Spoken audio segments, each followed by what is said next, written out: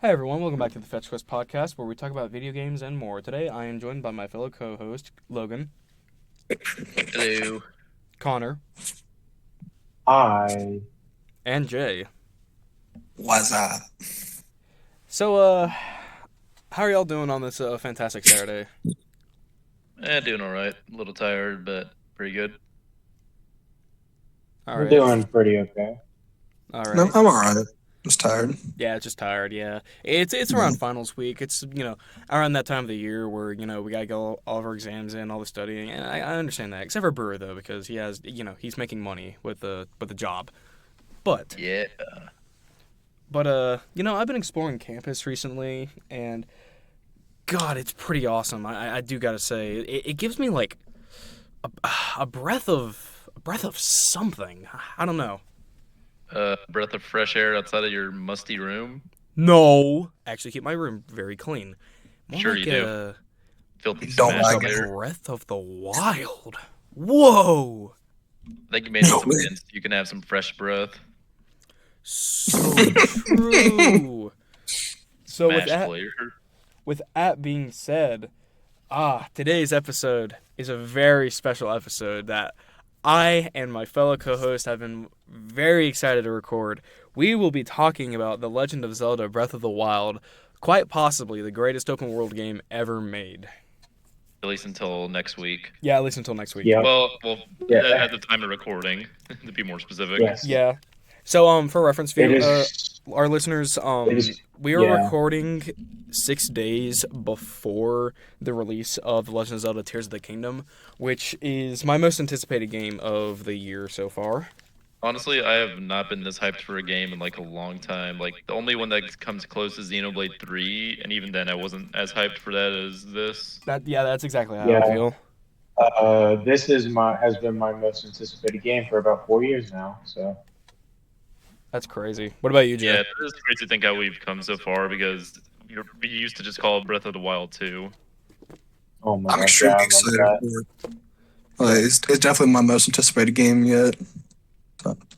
Because I know it's going to be extremely good, so Oh, for sure, for sure. let's not get too off topic about Tears of the Kingdom, though. Oh yeah, for sure. But yeah, today we're gonna dedicate this episode to Breath of the Wild and just why we love it and some topics we want to talk about it. And then near the end, we'll do a little bit of speculation for Tears of the Kingdom and what we think. And a lot of that speculation might be dated because again, the game is gonna come out in 6 days. But I feel like it'd be a good like time capsule to see like what our thoughts were at the time before we play this masterpiece of a video game. Just watch us be wrong about literally everything. If we're wrong about Yeah. literally everything, that's going to be awesome because my expectations would have been subverted. That's funny. But yeah, to start talking with it, I You- mean, what do we want to you discuss? may you may be noticing that one of our hosts isn't here. That's because he doesn't want to play the game. Oh God, yeah, we should talk about that. So Hayden, he he just doesn't want to play Breath of the Wild. Aiden is a sinner. He is. If you want to have Hayden play Breath of the Wild, please type in the comments section, Hayden, play Breath of the Wild, you scum, please. Filth of the earth. We're trying to Yes. get him to play the game, and he just won't. Instead, he wants to play something like Evil West. Ew. I mean, that's alright and all, but is it Breath of the Wild? No. Exactly. I guarantee the moment he plays it, he'll love it too. Oh, for sure. Sort of like the moment guy started playing Xenoblade 2, he was just in love. Yeah, Yes. exactly. Yeah, nah. Yeah, nah. And that's the same thing. Whenever we can get him to eventually play Torna, he'll just fall in love with that game. We'll be like, Xenoblade 2 really is the best game ever. It had the best DLC. Bro, I'm not letting you get us off topic with Xenoblade 2. I actually want to talk about Breath of the Wild. I was gonna put it in a little bit. I'm editing this out. I'm editing too. Yeah, no, it's on my computer. I'm editing this out. So, Yeah. I know. with Make a pretty good short though. seriously, guys, I really don't want to get off topic with this one. Yeah, It's 100%. fine. It's fine. But yeah, with Breath of the Wild, at least for me, at least, it is my favorite open world game. Like, Oh, same here. I agree with that. what about y'all, Yeah, Yeah, I'd say the same. Brewer? I literally just said same. Oh, I couldn't hear you because of Connor Yeah, and his loud mouth. Loudmouth Connor. Well, I'm kidding, Connor. I'm kidding. Awesome. But I'm yeah, it's not. like when did we play Breath of the Wild? Because I know we all played Breath of the Wild at like differing points. Like personally, I played it in the summer of 2017 because that's when I was actually able to get a Switch. So I was a little late to the party of its initial release by about 4 months, but I still played it like relatively early of its life cycle. What about y'all? I played a couple months after Switch released, I think, because it was really hard to get at the time. Not nearly as bad as like PS5 and stuff, but it was still pretty hard to get one. So Oh, I for eventually sure. was able to get a GameStop bundle for it around my birthday that came with the game and its DLC pass. Oh, that's awesome, actually. Nah. I wasn't. I was really late because back then I actually wasn't super big into video games. Well, I just didn't have the money to buy stuff like that. And then I saw my cousin playing it one day, and I was absolutely like enamored. And I was just like, I really want to get this game. So I got a Switch and got Breath of the Wild, and that was probably like late mid 2018 maybe. I just want to imagine Connor saw Link and his like outfit to get into the Gerudo village, and he's like, "I'm enamored by this." It was actually around the Garuda Desert, so you're not too far off. I was right. I That's was funny. extremely late to the party. Like, I didn't get a Switch until like 2020 or something. Because my plan was I was saving up for a PlayStation 5, but I just could not find one because it was right when it released. So I was like, fuck it, I'll get a Switch. So I got a Switch and I got Breath of the Wild, and that was my second game on the Switch, and I binged it. I binged it. Yeah, I Fair. played it so much.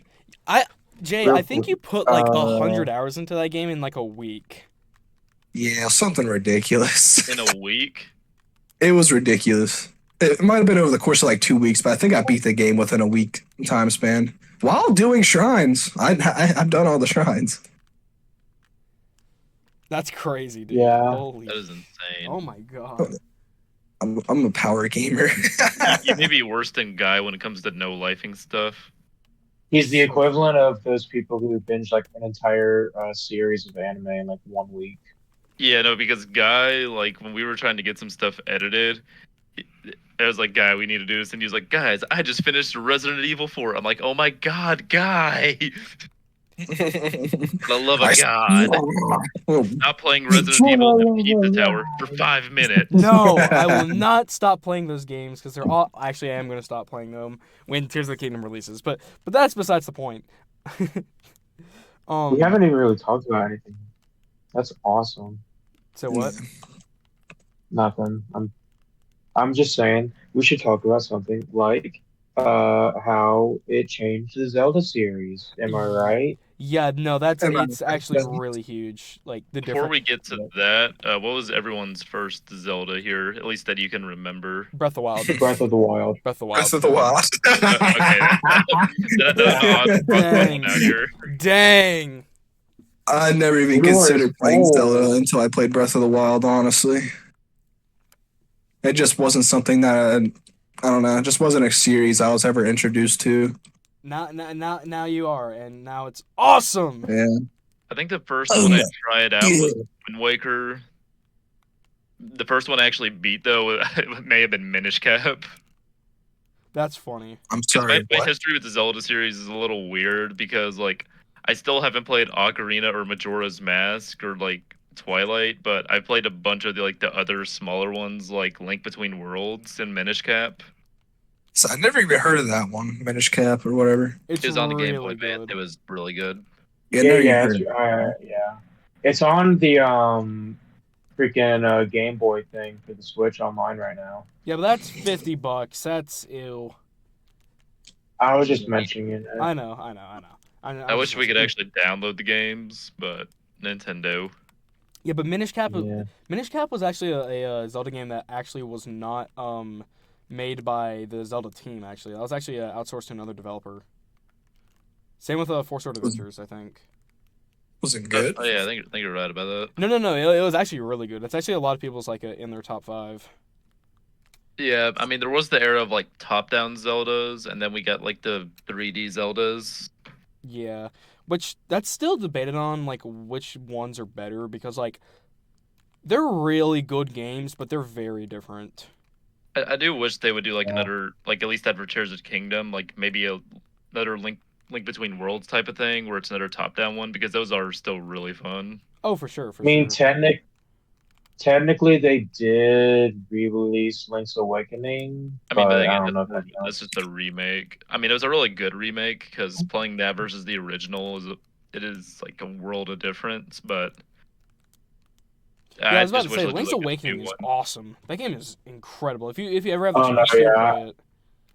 Oh yeah, no, I no, played you're not it. wrong in that because I love its art style too, with like how everything is like a toy. It just Breath of looks the really Wild pretty. episode Yeah, turned into every other Zelda yeah. game episode.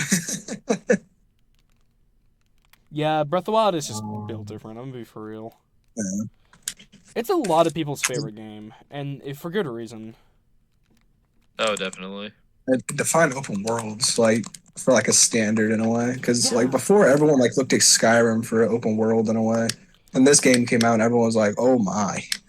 yeah, I and I'm of the opinion that Skyrim is mid. I'm sorry, Jack and Hayden, but this is how I feel.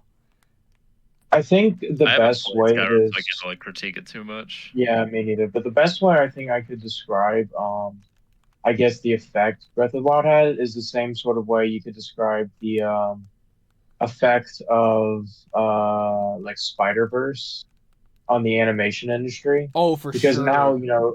like everyone's doing like a certain style that's similar to that, and that's the same thing with Breath of the Wild. A lot of people kind of complained about it a lot. It's like, oh well, there was one good game and now everything suddenly has to be open world. But I honestly think that I'm honestly kind of happy for it because open world games are like really good, and they can be. Yeah, It's but funny there's been too. a lot of really good open world games that came out. Oh, for sure. Um, I think the main one that like would not exist without Breath of the Wild would be Elden Ring. Let's be for real. Yeah. I could, Did yeah, I Elden see Ring some start inspiration. development now that I think about it? Yeah, Elden Ring like I've thought about this for a long time, but Elden Ring would not exist without Breath of the Wild and like the influence it had on open world games. Like they're very different games, but it's like if Breath of the Wild didn't release, I doubt Elden Ring would be the way that it is. Yeah, Yeah. Yeah. you wouldn't have a horse named Torrent. True. And it I was funny. I was just thinking, um like, what if you could climb an Elden Ring? That'd be funny. Oh my god, that would break that game. Holy crap. It would break that game. But back to um Zelda. Um yeah, I think we should definitely real quick just sort of drop, or like I guess not drop, but talk about how this game really reinvented Zelda.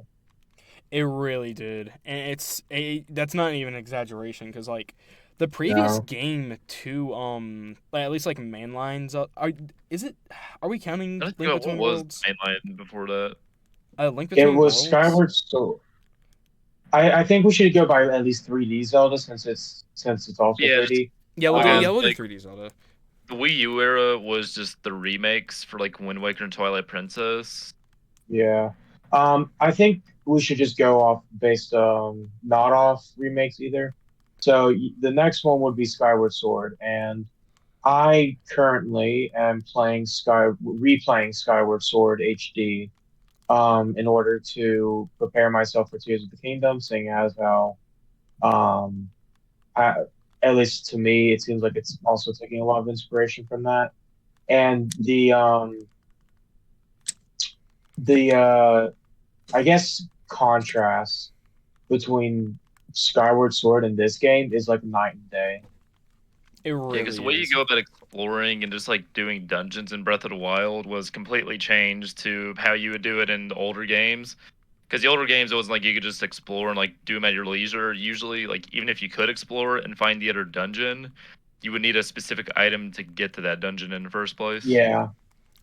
Yeah, and that's the thing. Um. Like Skyward Sword is a very linear game. Like it is extremely linear.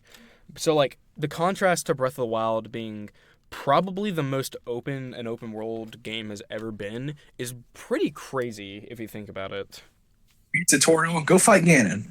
Yeah. You can literally beat the final boss of Actually, wait, I'm dumb. You know the game that I said I played, Link Between Worlds? yeah. It was Yeah. actually kind of one of the first Zeldas, I think. I could be wrong in this, but it was one of the ones you could actually do the dungeons in different orders. Oh, that's sick Because actually. in that game, with the items, you wouldn't just like find them in the palaces or dungeons. You Yeah. would rent them out or buy them from this guy named Rovio, and you Oh would go to yeah, the this is the dungeon, yeah. and it would have a little sign saying like what item you needed to do to get through the dungeon, which is a really cool system. And again, you could just do any of them in whatever order you wanted. So maybe that like is part of what helped inspire Breath of the Wild. Not completely. I think Skyward Sword had like a massive influence on too, but Oh, for maybe sure. the way like you could explore, do different shrines, and then do the different divine beast out of order. Yeah, I wouldn't every Zelda definitely game kind of have like wouldn't every Zelda game kind of have some influence on Breath of the Wild though? Because like they can look back on other games and be like, "Hey, this was good. People like this. We can put this in this game." Like I feel like a lot of developers do that, especially with, like sequels and stuff. Like whenever they Yeah, go I out think and it's do like the something else. really big aspects, the stuff that like really made Breath of the Wild Yeah, stand out, because they had little beginnings in other Zelda games, but they weren't nearly as prominent. But then once they came into Breath of the Wild, they shown like forefront. yeah, yeah. It do be like that, and it's weird because like you can see influences from like as Jay was saying, like from all past Zelda games in Breath of the Wild, but it does it in its own unique little way. Like God, what's a good example? Like ah, hmm, combat's completely different. it is. The stamina. Yes, stamina. Stamina's Like in cool. Skyward Sword. Skyward Sword is the first Zelda game that introduced the stamina system. Like for Link to have stamina, and they massively explored this in Breath of the Wild, and it's actually a very integral mechanic. Yeah, stamina never really was anything too big in Skyward Sword. I mean, there was a couple like dungeons maybe where like you had to worry about it, but Yeah, Yeah, but it's not I the. never really noticed it as much as I did with like Breath of the Wild, where I had to make sure I was like properly using it, Oh, for sure. or yeah. it just affected every little thing. Like if I 500 wanted to cool. tame a horse, I would need the stamina to do it. If I Yeah. wanted to climb this mountain, well, everyone went through that. You need the stamina to do it. Exactly. And the thing is, I with Breath, you first, Connor. well, I think I'm basically going to say the same thing as you are. The big difference, at least for me, is how much improved it is.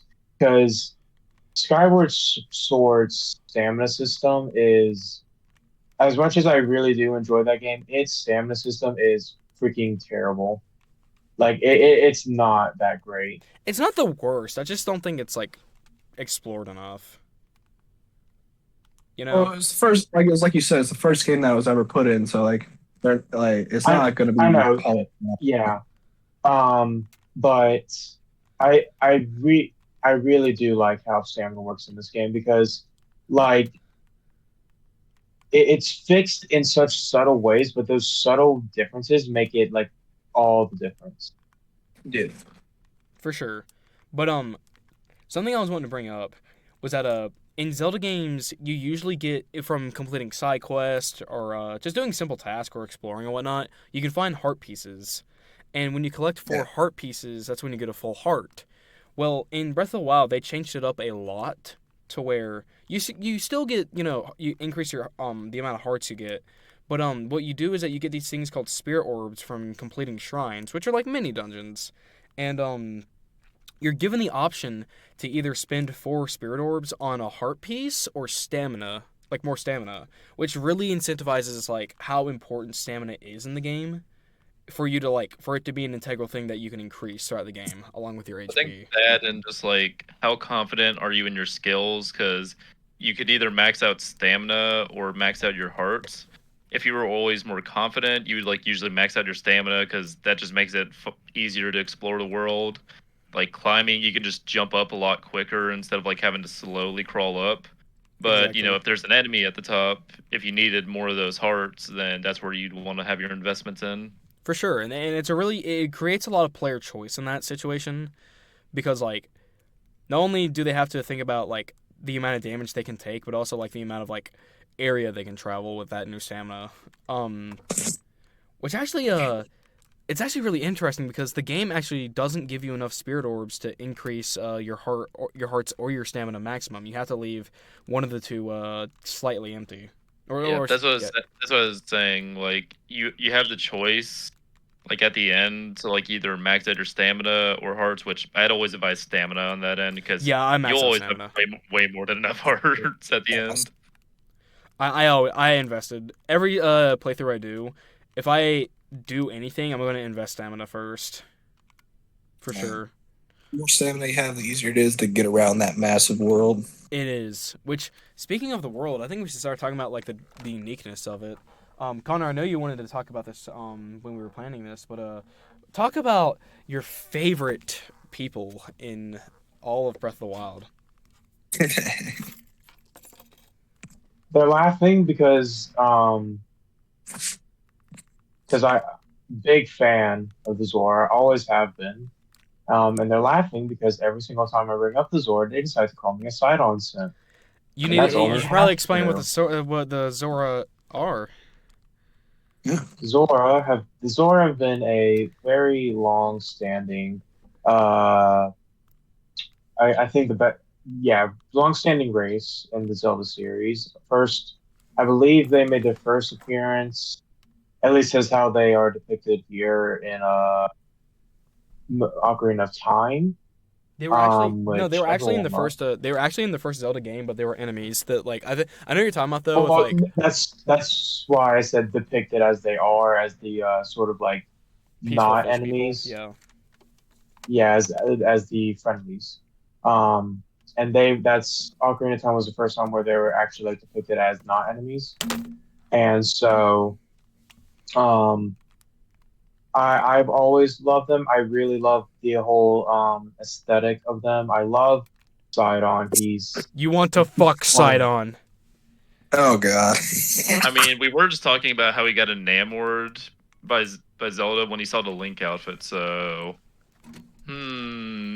Connor. Now, the funniest thing that I um remember about Sidon is like an animation somebody made on YouTube. It was really fucking funny. What was it? It was about Link, Sidon, and Zelda. Oh, I know it's what you're And talking about. Shit, yeah, shit. like Sidon cucks Link is so fucking funny. Oh my It's a god. really hilarious animation. I swear. Sidon has unlimited Riz. Yeah, he straight up rizzed up Zelda. Oh my It is the god. funniest um shit. You know what's Uh, I know what well animation you're talking about too, and the twist is that Link wanted Sidon and not Zelda. Yeah. He wasn't jealous. I'm like he wasn't jealous that Zelda and Sidon were whatever, but like he wanted Sidon for himself. That was the funny That's part. it's he funny. wanted them sweet. He was jealous, but not in the way you'd think. He wanted them sweet fish cheeks. True. Yeah, yeah, he did. It Oh my god. was funny as shit. But yeah, back to what you were saying, Connor, about Zora, because like they're an awesome race. They are really unique. But continue on. Oh yeah. yeah, I just I love the just everything about them. I love how for I guess to give or listeners context real quick. Um, I don't know if I'm the only one, but I'm pretty sure most of us are currently playing Breath of the Wild as we are talking, just Yes. so it's yeah. I'm currently in Zora's domain. Um, I just really like everything about it. I love the whole aesthetic of its like the architecture and how like it's all like the just colors and all of that stuff. It sounds super official, but like just their architecture in general is really pretty. The um and I've always been more tied towards water based creatures. I guess that's the best way to say it. Yeah, like And so aquatic creatures. Yeah, I get what you mean. yeah, creatures. Yeah, thank you. Um, and Mifa is definitely my favorite champion. I guess probably because at least to me she's the most fleshed out besides Rivali.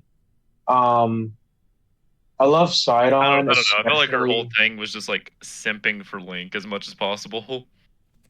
I mean, yeah, but I Just like still love her. every like cutscene in the back. Yeah, but I still love her character and stuff like that. I love Sidon. He's so funny, and I love his like whole design as well. Like the whole thing that the Zora is like their I guess like crest or head shapes look like animals. His looking like a shark, like all of that. It's so cool. I would say But this armor is definitely the coolest in the game, in my opinion, like design yeah, wise. and don't Yeah, get me because wrong, there's so many opportunities for them. Yeah, yeah, Yeah. I love the Gerudo, I love the Rito, I love the Gorons, but the Zoras have just always been my favorite. I think the trans But I'll let you guys talk. I've got to to look at Sidon more. finish trying real quick. Yeah, I've got to look aside on more. True, Oh but god, I just imagine sitting there licking his lips, looking a side on. I imagine that too. But Connor just has like 5 different tabs pulled up. All of them are side on. that would be funny. But that's like Dude, my love. that is a really big thing in Breath of the Wild. Is that like there are five technically, five main races in Breath of the Wild. You have the Hylians, which are your typical humans, but they have pointy ears. You have your Gerudo, which are an all-female race of desert warriors. That occasionally get like one male, Yeah, like and the every one 100 male is years. the villain. And he's a Ganondorf. genocidal maniac. Yep.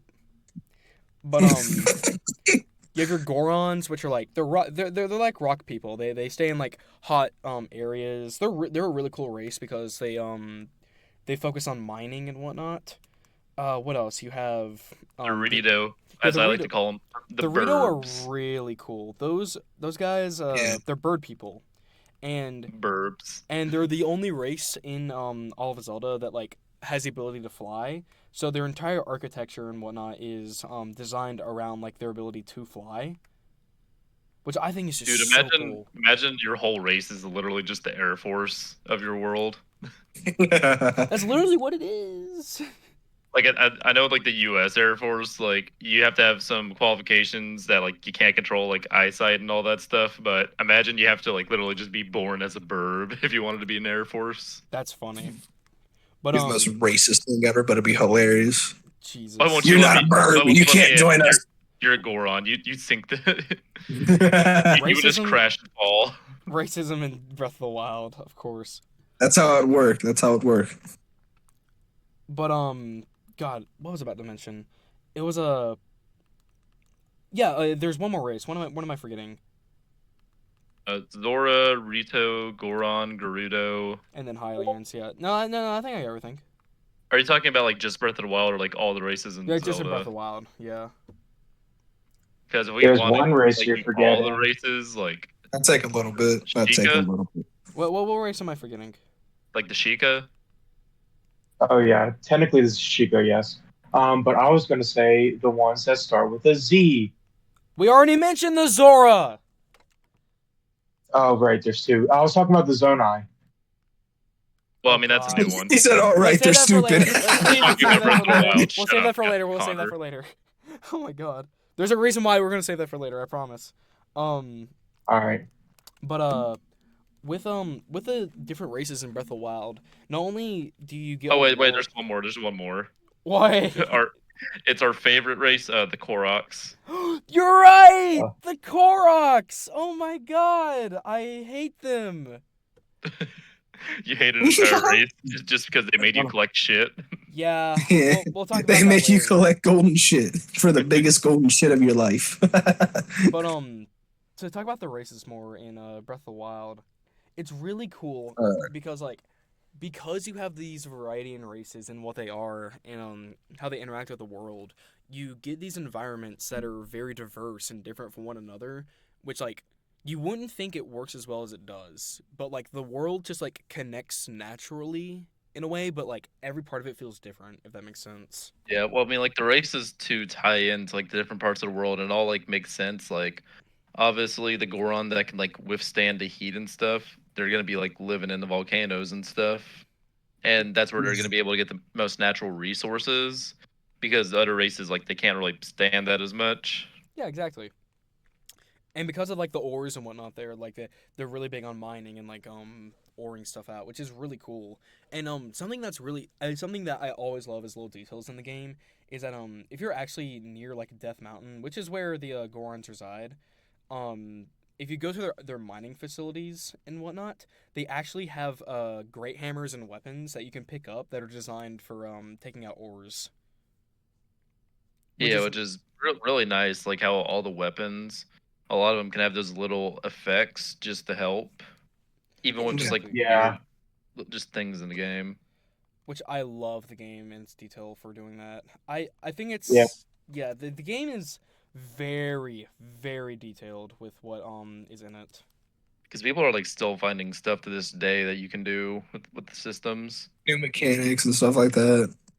Which Exactly. makes Yeah. the speedruns of the game really interesting because like it involves so many like really cool mechanics that are really hard to pull off, but are really fun to watch. Like if you haven't watched a speedrun of this game, I really suggest it because it's really entertaining. They I do actually still like the concept of just bombing yourself though I think to help. I think the first sub 19 was a few weeks ago. Oh, seriously, Yeah, I think so. I might be wrong at the time, but it was sub something. It was a new world record. that's crazy. I know. But I forget what it was, but it was a new mechanic that was discovered like probably a little over a year ago that changed the speedrunning of this game. I forget what it's called though.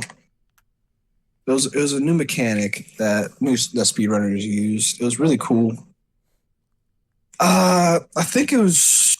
It's been forever since I've really watched anything on Breath of the Wild, but like I think it was something like you zip around or something like that. It was really weird. Do some Um, research do some research on that and then like we'll come back to that. But Yeah. Well, the I forget what environmental effects that it we were was. talking about before, one really cool thing I noticed is like how the enemies react to them, like the little wizards that like dance around and have the elements. I can test out different ones. Like I'm fighting the electric one right now. If I use the electric arrow, like nothing happens to it. But if I use a fire arrow, it catches his clothes on fire, and then the thing has to like pat itself out. oh yeah, I Yeah. know what you're talking about. Another sort of like piggybacking off of that. If you ever fight the Wizrobes and you just like if you're fighting an ice Wizrobe and you have a fire arrow, if you shoot that fire arrow, it just insta kills it. It's such a cool detail that Oh I yeah, that absolutely and like love. any elemental weapons, which is really cool. Um, Did you it's know if you hit it with a bomb arrow, it's gonna fucking die and explode? yo, I did not. I didn't know that. I did not know that. Thank you for telling me. You're welcome. But That's Did the you beauty know of that the figure people out new things every day. die when they are killed? say what? I did not know that. Yeah, No people die way. when they are killed. I know it's a new revelation. Dude, that is crazy. It changes my life. But It changed my life when I found it out years ago that people die when they are killed. I honestly didn't know that. But Me neither. I guess that's like a good segue into like the combat of the game. I am of the opinion that the Breath of the Wild combat is excellent, and not a lot of people apparently agree with me on that one.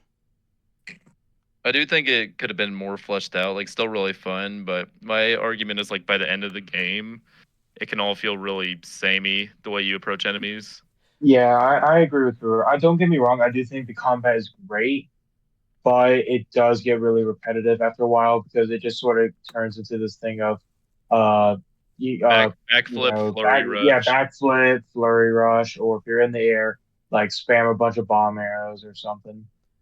Yeah, Which like I do get you can like do those other options like using bombs or like finding smart ways to approach enemy, but I feel like you're more incentivized to do that at the beginning of the game when you don't have those resources. Like I'm pretty sure a Yeah, lot of us tied some like Octorok balloons to like some bombs and then use the Kokiri leaf to like blow it forward. Stuff oh like yeah, I that. Kokiri remember leaf, that. yeah. That's hilarious. I Yeah, love stuff like that. that you aren't gonna do as much at the end of the game because it's not as viable as just going up to the enemy, maybe sneak attacking it, and then just beating never living No. hell out of it. Yeah, Or Um, using the Master Sword. Because at first, like doing the flurry rushes might seem hard to like new players, but after you play the game for a while, It's it's not. actually pretty easy. It is really easy to do. I'm not even talking about like one of those elitist things with like, guys saying like, this one game that's super hard is not hard, or like Elden Ring is not that hard to get into. I Yeah. never said it Like, was I not think hard to get into. no, or like fighting games, fighting games. That's one of them I know you said something similar in. No, okay, I'm still of the um belief that fighting games are not that hard to get into. It's just that people imagine it being hard to get into. No, they can be hard to get into, No, they're guy. not. I think You are a ranked Smash Tekken, player. No, yeah, Tekken it's is a just yeah, good that's no. The fair. example. idea is that like people think they have to. My argument for that was that people think they have to do all these like strenuous combos to be good at the game when it's not like that. It's fundamentals and getting to learn the game and like how things like work. It's not people. My argument was that people think that they have to know these strenuous combos to be good at the game, which is not the case. No, I agree with you on that. It was like fundamentals are more important. But if something's specific in that episode, I have to go back and check. We're like, guys, the fighting games, they're not that hard to get into. They're really not. They're not. They are. No. You better cry. Especially when you have to fight tryhards like you, guy.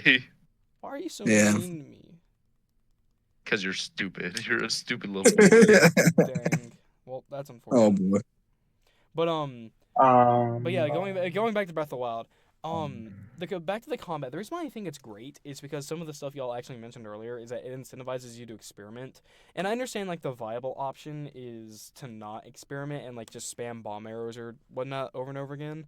But Flurry rush. I still love trying new ways to challenge myself and new ways to mess with the game's mechanics. And that's why I think the game combat is incredible because I'm incentivized to use the materials and like resources that I have to have a cool outcome. You know what I mean?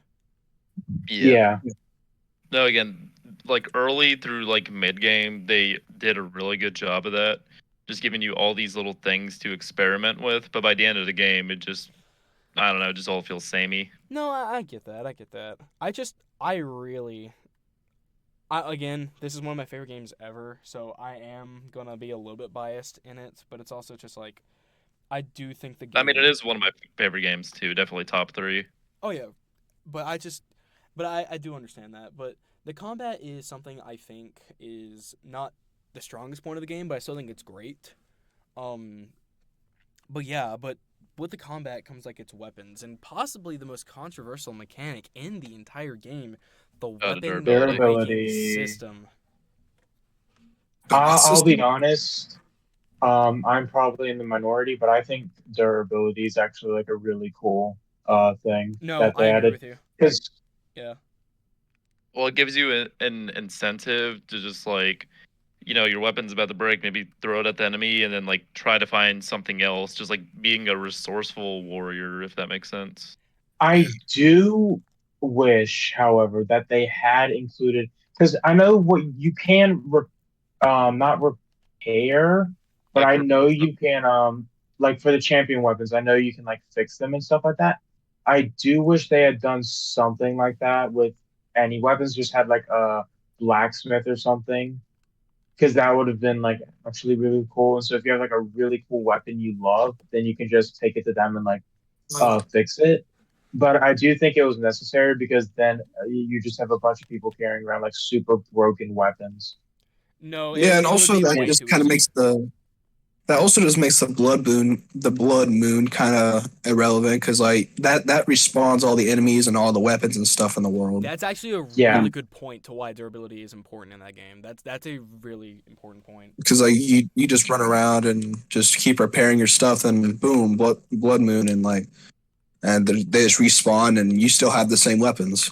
Yeah, It doesn't I, give you I, any I know. incentivize you to like go and grab the weapons that you loved again. Yeah, and I And think I like you know. can also like pinpoint on the map like, hey, this was here. I'll go grab it. yeah, I did do that for a couple of weapons, like the flame Yeah. weapons or just any elemental greatsword. I would usually do that for. oh for sure. Yeah, I agree. I do think, however, it is weird that they didn't have like a blacksmith at all, seeing as how that's a really sort of common thing in most Zelda games. Yeah. Like you have the blacksmith guys from Majora's Mask who give you the gilded sword. You have Big Goron from Ocarina of Time, who gives you the Goron sword, which is one of the most broken weapons in that game. And so I am surprised they What didn't about have the at big least, big knife? The best weapon. yeah. Um, you have the mechanic dude from Skyward Sword who like upgrades your gear and stuff like that. 'Cause I am surprised there wasn't like a way to upgrade your weapons because I think that could have been like really cool, like upgrading like for example like being able to upgrade your fucking like a flame blade or something, and like upgrade it to where it like has a different design and like it has more durability or something I mean, without that's kind like of what they're going going and for in looking. Tears of Kingdom now. I know, and that's like the most excited thing I'm looking forward to. Yeah, because like I think they're really trying to push all the different ways you can experiment. Because that's one of the reasons, like what the combat guy liked, why people loved it so much. There's so many ways you could go about it and experiment. Yeah. Oh, for sure. Sort of speaking of that, something I don't think we've talked about yet is the champion abilities and how absolutely broken they are. Okay, my ranking. Rivali's Gale first, Urbosa's Fury, Daruk's Protection, and then Mipha's Grace fourth. That's my ranking. I I'm uh gonna give. Can I give my ranking real quick? yeah, Yes. you're good. Um, this is for the upgraded versions. Upgraded versions goes Urbosa's Fury, Rivali's Gale, Mipha's Grace, and Dirk's Protection. Yeah. But Mine would be like from least to best. Mipha's Grace, Daruk's Protection, Urbosa's Fury, and then Rivali's Gale. yeah, they're the exact same with mine. Jay, what about you?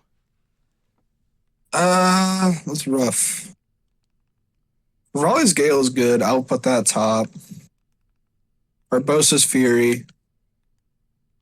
Mipha's and Daruk's. Yeah. But Yeah, I I think think we the can. only one I'm gonna probably miss in Tears of the Kingdom is Rivali's Gale because that was always just nice for exploration. dude, we get Yeah, I flying mean machines now. technically, It's fine. yeah, and you can use Ascend and stuff like that. Yeah, but no, So you'll get different abilities to help with that. But I mean, yeah, that's how all of them are gonna be. Yeah, I'm but let's talk excited to see the new abilities in Tears of the Kingdom. That's gonna be great. let's talk about the abilities in Breath of the Wild and what they do. So we should have explained them first, but what they do. But in Breath of the Wild, when you complete one of four main dungeons, you will unlock a new passive ability that will help you throughout the game. Those being Mipha's uh, Grace, Daruk's Protection, Urbosa's Fury, and Rivali's Gale. Oh, I thought we were gonna talk about like the Magnesis, Cryosis. Oh yeah, Oh, those we two other. can Okay, uh, yeah, we should probably. That's more important. Okay, no. so Link has I think two set. I think we should finish talking about the things so that like the ability the champion abilities first and then move on to that so that way we at least Like we finish could our do those thought. quick, but I never felt like they were Yeah, too impactful in like the whole game. Well, yeah, they're Yeah. not because they're not meant to be. But They're just nice little things to help with your arsenal. but yeah. but with the champion's abilities, what Link can do is that he is able to it helps him in combat in certain situations to survive. Mipha's Grace, what it does is that when Link dies, he'll get revived and have 5 extra hearts with that. Not permanent hearts, but temporary hearts. Daruk's It's Protection. essentially a fairy on steroids. Yeah, pretty much. But Daruk's Protection provides a like protective barrier around Link for 3 uses, and what it does is that when an enemy hits him, it'll automatically parry any attacks Any incoming. attack.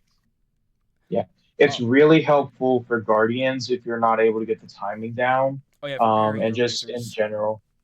Yeah, and in general, I just think me personally, I think it's the least useful ability because you do have to you learn like real fast like how to parry Yeah, IMO. no, I parried the Guardian's lasers at the beginning. Like I remember I was Yeah, climbing one tower, and this Guardian was trying to shoot me. I'm like, all right, you little shit, come over here. So I just stood in front of it. I heard a beep, and then just parried and killed it. Yeah, I'm pretty sure like the parry timing on the Guardians is like telegraphed. Yeah, it's Yeah, pretty well, like telegraphed. I'm playing through the game right now, and like I encountered a Guardian like 10 minutes ago. I have my volume all the way on low just so I can talk properly and it doesn't pick it up on the mic. and I was still able to like perfectly parry it on the first try. Yeah. I think that just mainly comes from muscle memory because I mean, probably, beginning game, it's real hard to parry them, and that's how most people die. But Yeah, Not at first they're like, geez, that's fast.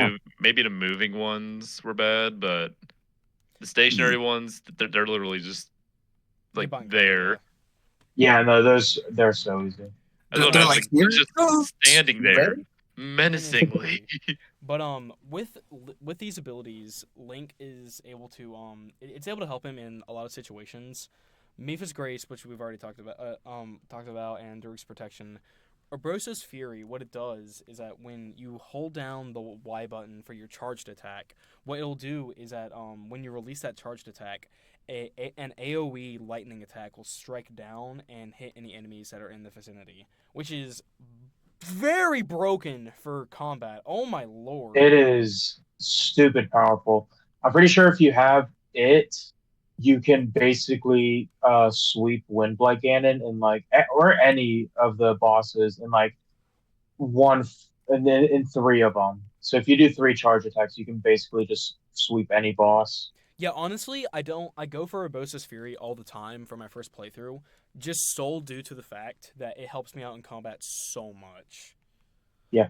I always do Mipha's Grace first because I love the Zora, and also Side because on Simp! He's a simp. well, if I can finish my thought, I always struggle with the fucking lightning blight or thunder blight. That's what's called thunder Yeah, blight fight. Thunder Bad Blight, at I the know. Something game. I've just never been able to get the timing down super well for him, and so that's why I always just go with Mipha's Grace first. Thunderblight seems to be like just the one boss out of like all the Blight Ganons that people actually had trouble with, or like they were trying to do some weird crap to fight him. Because I always see some people like He's doing some things with like the rods he Yeah, has on the ground, or just like yeah, some he's weird stuff in definitely the area. the.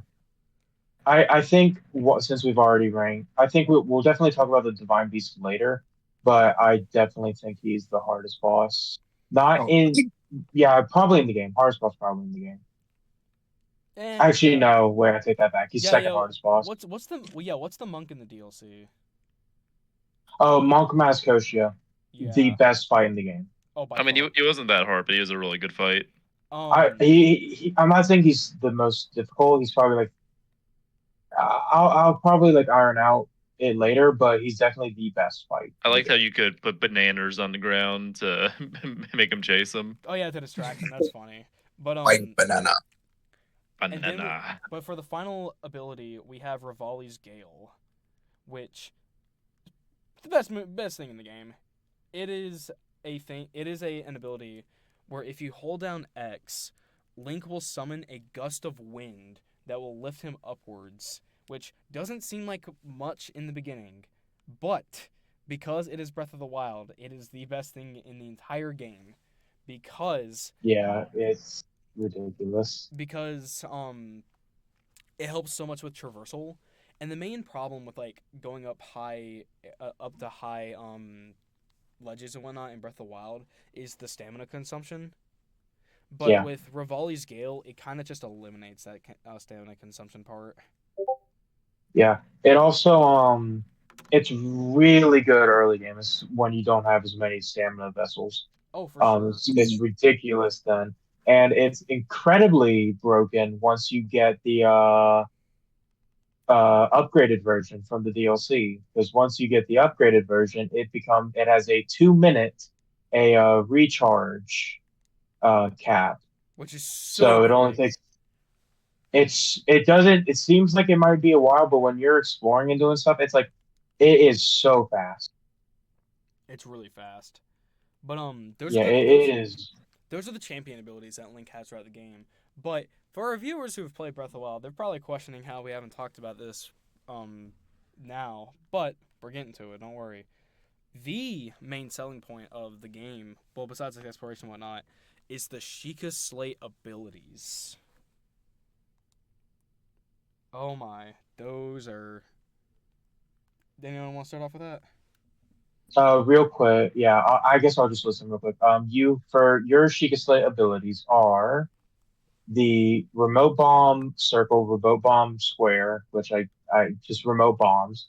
Then you have magnesis, then you have stasis, and then cryonesis. And if you want to get technical, you have the camera, the Master Cycle Zero, which is DLC, and then the amiibo.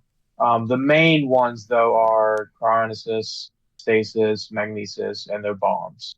And I guess technically camera, but We don't count camera. Camera's not important. unless you're 100%ing it, then Oh it's yeah, of course. important. But with these abilities, you're given these abilities at the very beginning of the game. And the way Breath of the Wild is designed is that you can beat the game entirely with just these four abilities. You don't need any other power-ups. You don't need anything else. You can do anything in the game to your heart's desire with these four things. And you get them in the fucking tutorial area, which is awesome. Great Plateau is probably one of the best tutorials in a video game. Oh, I think it's the best. Yeah, I'm a big fan. I think it's the best. yeah, it's really good. What Brewer Logan? Yeah. Yeah. Brewer Logan. Yes. What is your opinion on the Great Plateau? Honestly, love that area just starting out because even though it's like it's obviously limited, it's still just like so fun to explore because the area Yeah. itself just like looks really beautiful, especially like that first panning shot you get in the game. Oh my Yeah, lord, that is one of Iconic. the best moments. probably in one of the video most game. iconic Yeah, I know it's like moment. recreated in like so many games now. Oh my lord. Even Nintendo itself has done it, like with the Legends Arceus trailer, like they recreated that shot. I mean, Oh it wasn't yeah, or as at least good they of a tried shot, to. but Yeah. they tried. Well, they tried, but I it's tried so hard and yeah. Oh my but god. you get what I'm saying. Yeah, Jay, what do you think of the Great Plateau? I think it's about the same as your guys. Like it's just really good It's so because good. it just introduces you to everything that the game, not everything, but like it just like the main mechanics you're going to be using throughout most of the game. Because like, and each and every one of the shrines that you go to, it's going to require your abilities, your Sheikah Sight abilities to do. Yeah, that and I like how it kind of subvertly teaches you like you can explore anywhere at your own pace because it gives you like these different objectives, and instead of just like it being linear for like each ability you find, it lets you say, hey, go to these different areas and find them, but they also don't tell you like how you need to do that. Like, oh, this one's an ice mountain. How are you gonna do that when it's cold as shit? Figure it out. Exactly. They really do not tell you, like, the only thing they really tell you how to do is just, like, the tutorial stuff for, like, your Sheikah Slate I mean, like abilities. what buttons you press. Yeah. Yeah, but, like, Yeah, the besides that, they most, really let you figure shit out, which is and awesome. even then, you can turn that stuff off in the settings, so you can just go in with no help at all. Oh, yeah, for sure. Like Oh, God, yeah, yeah. you can. I can't remember exactly how to do it, but I know there's a way you can turn off the like pop-ups. I think I know what you're talking about, but I haven't turned it off. But, that's just how awesome the game is. It's just letting the player go out and about and just do their own thing. Like, the game, when I play a game, I love to be immersed in a world and let me feel like I'm making an impact or like I'm making progression. And one of the reasons why this is one of my favorite games ever is because of how like free I feel when playing it. I'm literally in this world. I'm exploring. I'm getting better. I'm getting better equipment, and I'm making progress, and I can feel that. You know what I mean? And I'm Yeah. doing it by Yeah, myself. The game isn't like, it isn't like taking my hand and like doing everything for me like Pokemon. It's just letting me do what I do, and it's just so Yeah. good at doing that. Because while there or is a even like route that a lot of players will yeah, go on, you could still deviate from that route however you want to. Because like with me, when I was playing the game, like I was exploring around, doing whatever shrines. I was like, man, maybe I should build myself up before doing these divine beasts. But then like I encountered like what was it Vod Naboris? I think the camel looking one. Yeah, the camel yeah, one. that's Naboris. Yeah, so like I encountered that one first. And I was like, oh, am I really at the point of the game where I should do this? And the game was like, fuck yes, you are. You do this shit whenever you want. Come on, jump in that bitch right now. Fight it. Do it now. Go get fucked by Thunderblight Ganon. Yeah. Even though you have I like think- maybe 7 hearts. Yeah, and I think that can segue perfectly into us talking about the Divine Beast. The Divine definitely. Beast, the main dungeons of the game. There's only 4 of them, but they are how Dungeons you get and- Well, the I mean, main there's also the abilities. DLC dungeon, but just We don't main count that. dungeon. Oh, we're doing this out of order because we already talked about the abilities.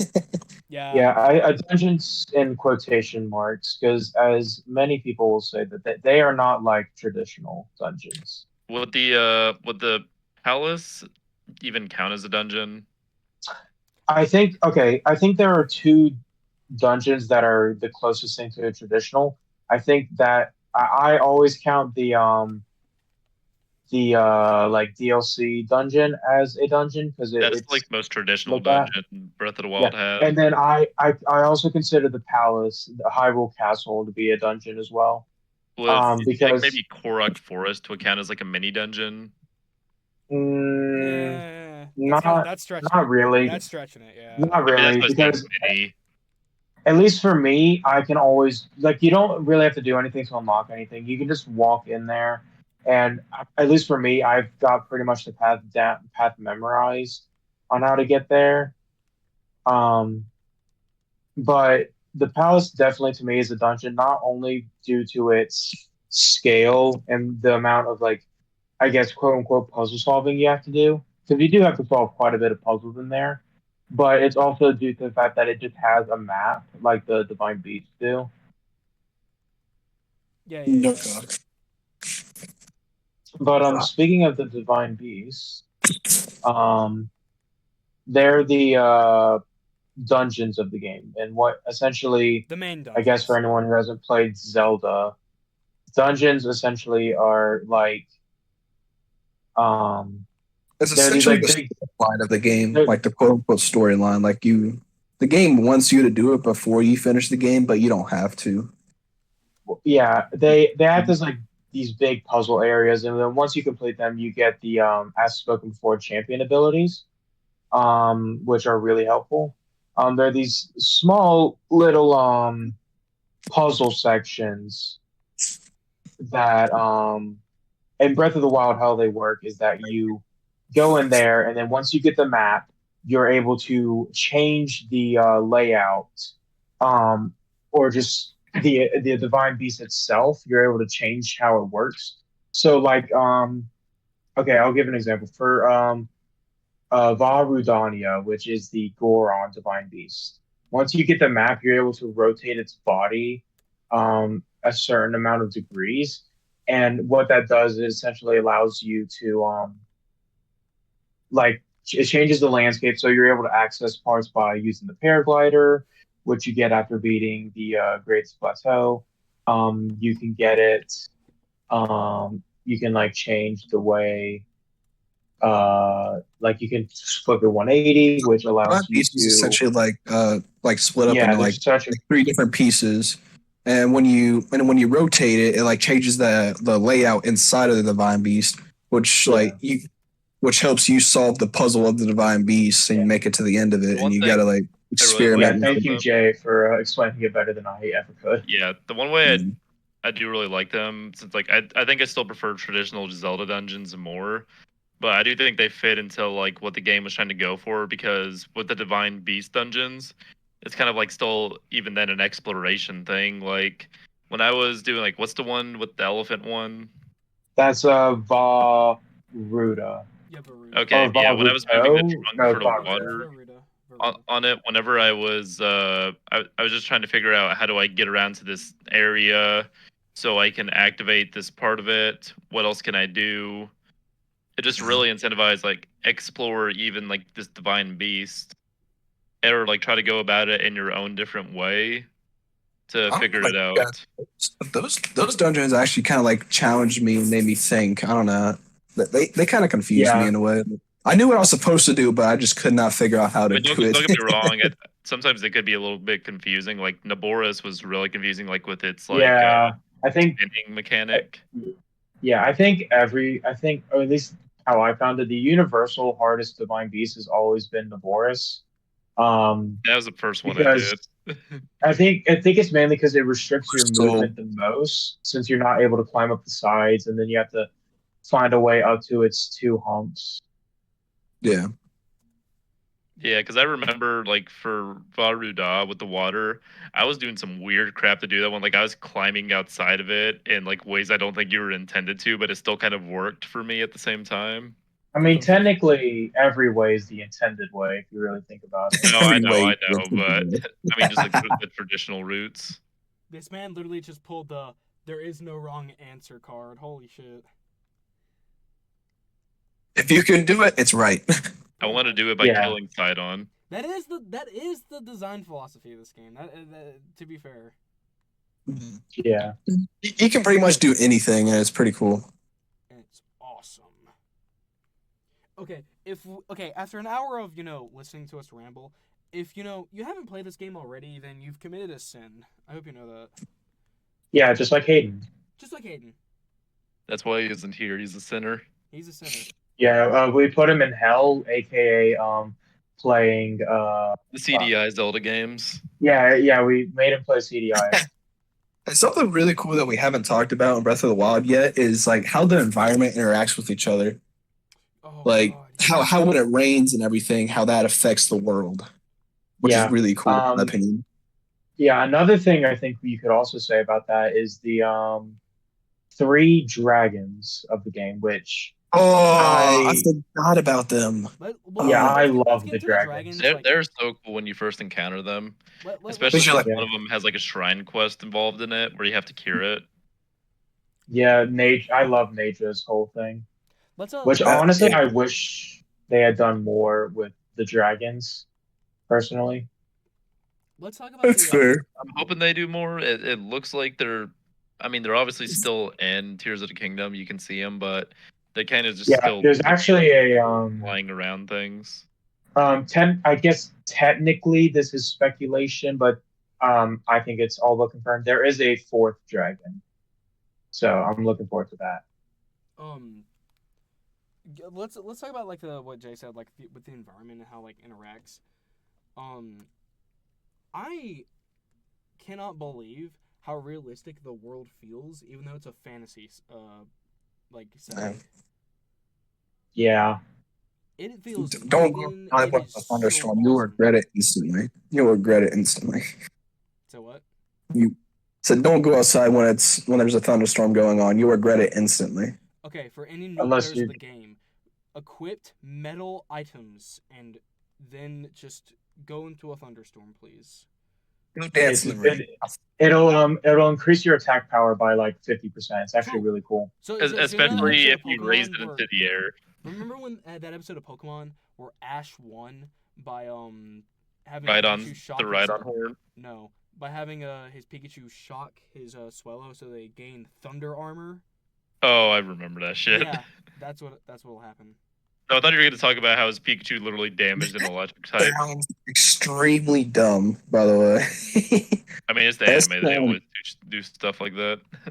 They really do. It's not gonna hurt him. It's just gonna give him thunder armor. Oh yes. Yeah, so- if you attack an enemy in the rain with a lightning weapon, it's like that one episode of the anime and Pokemon where Pikachu uses the sprinklers from the water to be able to damage Brock's ground type Onyx. Yeah. Also, I'm kind of surprised I haven't done something. Well, I guess maybe you can use like soak on a ground type to turn into a water type, but like not like an electric type move being able to affect a ground type with special properties. Yeah. That hurts my brain listening to it. But Good. But yeah, but it all goes back to like how the environment interacts in this game. It's so good because not only does it feel like lived in, but it feels natural, which is how the world like turns and whatnot. Like Yeah, if it's that- raining, like, try to climb You can use something. fires to Yeah. like light the grass on fire, or like to start building an updraft, or is even used in puzzles. Like I'm in one of the shrines that's like a whole ass maze. I'm just re-exploring it, and there's a lot of sections that have like vines in them. You use fire from a torch to light those up, and then you can explore more of the dungeon. That's so cool. Yeah. God. And honestly, it really is crazy to how like lived in this game feels, considering the story of the game and how it's essentially the opposite of that. But we'll probably tackle the story later, so we'll save that. Yeah, the story. Okay, I think this obviously the story isn't explored as much as I'd like it to be, It's but I still think it's a pretty good story. I'm gonna be for real. I Yeah. think It's all okay, pretty simple, but I liked it enough. this is I don't know if this is a hot take, but I think the actual like physical story of Breath of the Wild, which is the one you explore through with the memories and like get told through directly, is pretty mid. With like I do enjoy the memories, but it's kind of repetitive after a You're while. mid. But It's I not think me. Good. but I do think that the environmental storytelling of Breath of the Wild is one of not even one of, is the best storytelling in the game. With the environmental storytelling of this game is phenomenal. It really is. Like Gotta- you can just look at it and it tells a story. Like the environments and the landscapes. Like right now I'm playing and I'm in a section called the Kulkot Plateau, which is a section that it's a little trail where that goes from the around the center section of the game where there's a lot of plains into a transition of a desert area. But what is unique about this is that they have a lot of enemies in this area that are elevated and on planks that are above the trail, but there's no indication or like lore of it. But from this, I can just essentially like tell that the enemies what they do is that they ambush travelers going on this road because they're so high up and they have the vantage point to do so, so that they can get their weapons and stuff. Yeah. And it's just like One it's of never my told. favorite. Yeah. Since you went off one of your, I don't know if that was your favorite example, but just an example. One of my favorite examples of this is that I believe it's near Kakariko. I'm planning to go check, Kakariko but there's Village. this. It's near Kakariko, I believe. Um, but it's it's this giant like ashen like laden, like it looks like it was blown up, and there are these guardians around it. So based off the environmental storytelling alone, you can just sort of like, it's mainly up to imagination, but what most people believe is that there was a bomb shop or something like that there. And what happened is when the Guardians attacked, that they attacked the bomb shop and then essentially killed themselves because they shot at a bomb shop. And it's like it's such a small like area and detail, but it's such a great example of environmental storytelling. I think I know what area you're talking about. That part is really cool. That's one of my favorite areas in the game. I'm Yeah. not even gonna lie. Yeah, that or just like So people that have broken down houses that like have the yeah, diary entries in them, that type of stuff. Oh yeah, and yeah. Hyrule Field, which is Um one of the most dangerous areas in the game, because there are a lot of these enemies called Guardians, which are some of the strongest, like everywhere throughout there. There's remnants of houses that are just absolutely destroyed, and there's like Brewer said, there are diary entries of like the villagers that lived there, and you can just like you can tell like what stuff was there. Like you can tell like oh this was a farm with animals and whatnot, and it's like it's gone now, and it's so cool. It's funny because when you said that, like the guardian shooting at a bomb shop, I can just imagine like two dead guardians like kind of talking to each other, and it's just like, why did we die? I don't know, Jerry, because you shot at a fucking bomb shop. True. I mean, what did we um die? You shot a nuke You shot a nuke. with yeah, a pistol. yeah. Real quick, I think you guys probably should edit this out because it's not really related. But right now, I'm doing going around and like screenshotting areas of what I'm talking about, and I took a screenshot of that. So, whenever you guys are editing this, you can ask me for that screenshot. Put a Gotcha. timestamp, I guess. Yeah. Yeah. Whatever. But Um, yeah. but uh, now we'll just go back into what's not going to get edited out. Just keep talking like normal. You don't have to specify. Okay. Yeah. Okay. I'm just saying to make it easier for you guys when you're editing. Well, if anything, that makes it harder, Yeah, but yeah, eh. Connor, you're Oh, literally making it sorry. harder on us. Sorry. I didn't. Bad Um, Connor. but what?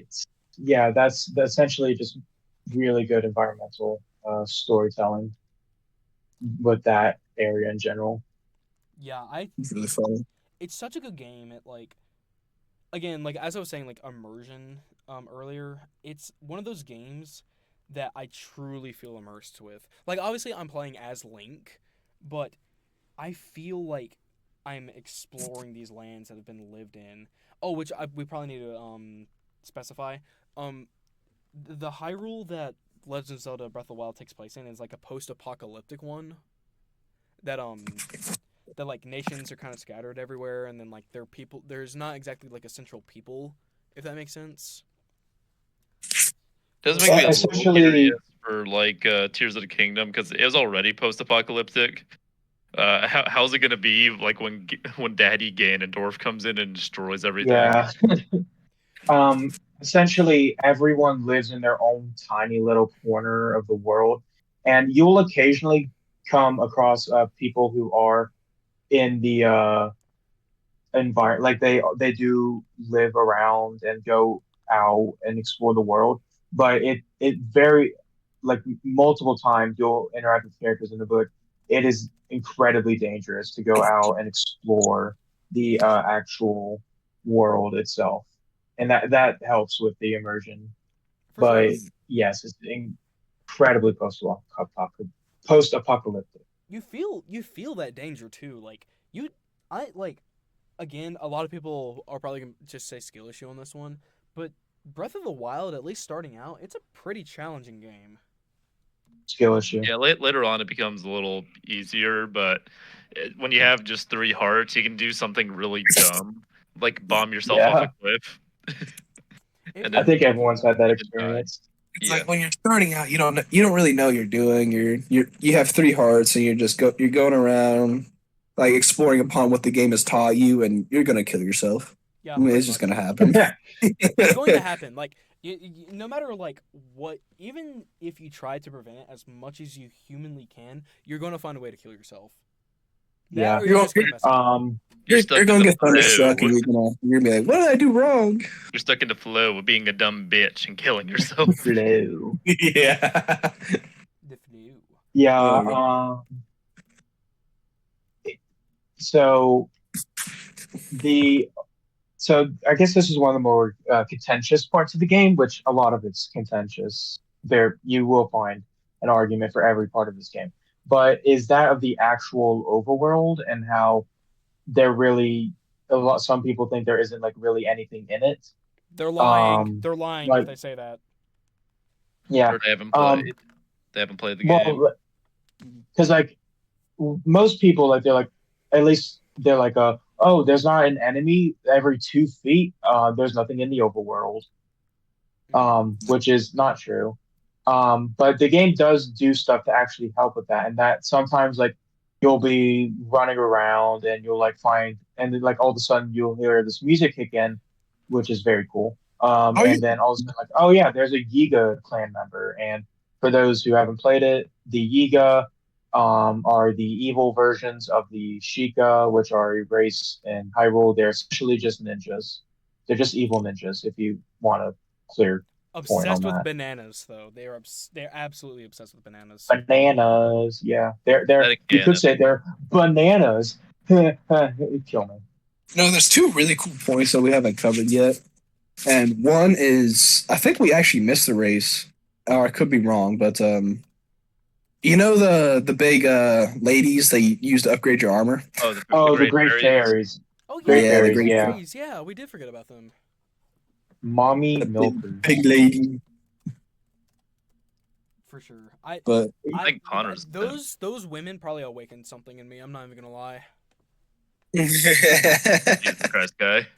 if you didn't hit Um, puberty before playing Breath of the Wild, you definitely will when you see them. Yeah. technically, I think um, why most people don't What's up? don't uh really talk about it much is because you don't even have to interact with them Man, when you're playing the game. I mean, it's incentivized, especially since one of them is literally right next to one of the shrines in one of the main villages. But you could go the entire game without interacting with them. I mean, yeah, but it's very likely because it's like this big, gigantic flower, usually in an area that makes it pretty obvious. Like, man, there's something cool here. Maybe you should go check it out. Yeah, the game about exploration. If you don't check that out, then I don't know what you're doing playing Breath of the Wild. True. Yeah. Yo, not exploring So in an exploration game? That's on you, bro. Like, come yeah, on. Well, what the hell? yeah. So what the Skill? Great Fairies do? There's four of them scattered across the map. There is one right next to Kakariko, which is for most players on their first time playthrough. That's where they'll go. It's this little village near this one area. But there's one there. There's one at the very southwest area of Gerudo. I think I'm actually in There's the area right now, one. the desert. Yeah, Oh yeah. it's in the very bottom There's left part of the map. Like right yeah, next to where that ferry is like the very boundary of the game. So yeah, yeah, if you're a first time player and you're listening to this, you know the location of a ferry. yeah. There's one right around the Rito area, which is in the sort of west area of the map, based on Okay. what I'm looking. And then there is one, I believe, right in the sort of northeastern part of the map in the Akala region, which is right above the Zora region. And essentially, what they do, whenever you interact with them, they're like, "Hey, I need money to make myself feel better." Which, if you give them your money, I mean, I kind of need they, money to make myself feel better too. I don't blame them. yeah, True. that's fair, very, yeah. That's why I But did you overtime give, the other week. yeah, yeah. Brewer, Great Fairy confirmed. Maybe Yo, Great Fairy Brewer? you found out my Great Fairy secret, Brewer. Yo, Yeah, Brewer. He knows too much, Coxgun. guy. Bro, Don't if ask I if I have give you mummy milkers. if I give you $1, will you upgrade my Joker jacket? No, Oh, you're never gonna look cool in that thing. I hate to say it, guy. yeah, dang. but Dang. All right, I see you. absolutely foul. Bully guy. You have negative Dang. riz, guy. Damn. Jesus. Well, But I guess you'll never look um, good with a woman once either because you'll never have one. Just saying. Says you. yo, damn. I don't Yeah, want to hear nothing I'm from sorry. a I had ranked to. Smash I had to player. on that one. Okay. But essentially, what happens is when you interact with them after you give them the monies, they'll upgrade your gear for you. And after this, I guess we can talk about the armor sets and how absolutely incredible they are. But if you have certain materials, you can upgrade them, and they can give you, based on the set, they can give you certain abilities. Like if you have there's this gear you can get called the climbing gear, which hence its name allows you to climb better, but it like You would have makes it guessed. faster for you to climb. But if you have the entire set equipped, once you upgrade it 2 times, you then get the added ability, which basically makes it to where when you jump when climbing, which gives you like a boost up, but it consumes a lot of stamina. It essentially decreases that stamina and makes it like you can basically just jump up an entire mountain because the stamina it uses is very little. And the reason there's so many fairies around the map is because like one fairy can only upgrade your armor so far. Then you keep finding different fairies and like allows you to upgrade your armor to a different tier for each fairy you find. Yeah, Yeah, it's because I've Yeah, been And in my business a little longer. nah. yeah. You need to unlock if you want to upgrade your armor completely. Then you need to find all fours and all four fairies. And Fories are my favorite thing. shush. So Yeah, yeah, you explain. got fairies, fours, and furries. bruh. But you need all four so that you can fully upgrade your armor. Which upgrading your armor is optional, but it very much will help you in combat in a lot of different situations. Not just that, but when you upgrade your armor, you actually are giving them individual passive effects. Like for example, probably the best armor in the game is the Guardian armor. It's essentially it's called the ancient set, which is essentially made of the remnants of like guardians. When you upgrade it to a certain point and you have a certain amount of pieces on, you gain something called ancient proficiency, which what it entails is that you actually gain damage from guardian based weapons, but it's not the only armor set that has passives like that, and it incentivizes you to try out different armor sets to see what kind of like set bonus they give up. Like the dark trousers, which is a reference to Dark Link from the older games. When you have all of I wish you his could actually upgrade that. so what? I do wish you could actually upgrade some of those armor sets. Yeah, it's unfortunate. Yeah, Some of them look really cool, but it was like 3 defense, like the Dark Link trousers. Yeah, but what's cool about the Dark Link armor is that if you fully equipped it, you actually gain increased speed during the night, which doesn't seem like much, but it really yeah, helps considering like how much traversal you're going to be doing in the game. And it's just stuff like that I love about the game. It's so cool. Yeah. yeah. It's all the special like little details. Like for example, one of the probably coolest, in my opinion, sets in the game, the Radiant sets, which you can get from trading a bunch of luminous stone stuff. Oh It yeah, it glows essentially, up. yeah, it dresses you like a skeleton dude, and you glow in the dark. But if you upgrade that set and get it to a certain level, what you can do is it not only does it disguise you, which basically means monsters will not attack you, but like sort of get puzzled by you. And it increases your attack with bone weapons, which to be honest, that part's kind of useless since bone weapons are the absolute worst. I mean, if you're trying to Um, be resourceful, then they can be good at the beginning, but yeah, nothing but else besides that. they're not good weapons. Oh yeah, you want to know something But funny with those set bonuses we were talking about? what? You know the Tingle armor set? Oh my god, yeah. That's amazing. The set bonus Oh my god. that bonus is night speed up, which just has horrible implications. Yeah, Oh it's my it's god! crazy. Tingle is Yeah, out there in the night. Deep in yeah, the Why night, didn't I am you looking menacing for some me? fun. yeah. Another thing, um, so by doing every single shrine in the game, which I can't remember if we've explained shrines or not. I think we have. We Wait, If did. we haven't, then if you know, for a quick reminder, shrines are essentially the main collectible of the game, but they're not just like any collectible. They're mini dungeons where they test the player's yeah, wit and skill with their Sheikah Slate powers, with Cryonesis, which of course freezes water and create ice pillars, Stasis, which can stop items in motion, Magnesis, which lets you move metallic objects, and remote bombs, which that's kind of saying for itself. they But they but blow up. but with that, you're given these shrine challenges, which help you which challenge you in what you can do with the with your Sheikah Slate powers. But also, it teaches the players certain mechanics about their Sheikah Slate powers that they may not have known before, which I think are really cool. And the shrines, you're always incentivized to get more shrines done because it's how you upgrade your stamina and your HP. Yeah, Yeah, it's like the And thing we were saying before: teach without like teaching. Don't Show, shove in don't their face tell. how you can use these things. Let them it's figure it the out. storytelling sort of rule of show don't tell, essentially. also something else is like there's actually two different types of shrines. Is there's combat shrines and there's the puzzle ones.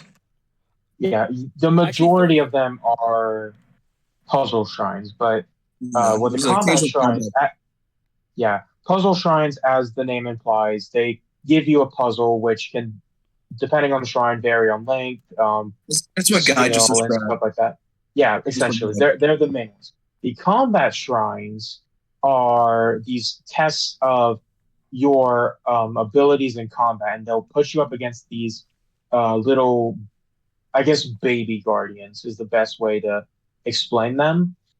They have a multitude of weapons, and you are faced with a big arena, and you have to essentially just defeat the baby guardian.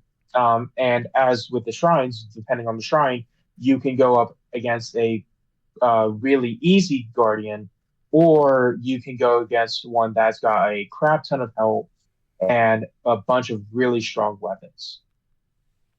Well, the cool But part is once you beat them, you get the weapons. yeah, yeah, you get the very really strong weapons that have probably killed you. Yeah.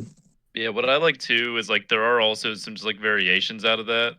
Like the one I was exploring earlier, that's like just a gigantic maze you have to explore. I really like that one. Oh yeah, for sure. Yeah, And those then, are did you remember the island one? On the island, they Eventide like take away all Island. your Oh yeah, they man, take away all Oh your yeah, abilities and stuff. that is probably the best shrine in the game. I Isn't don't that even what know if it I'm essentially like? I forget how that one works.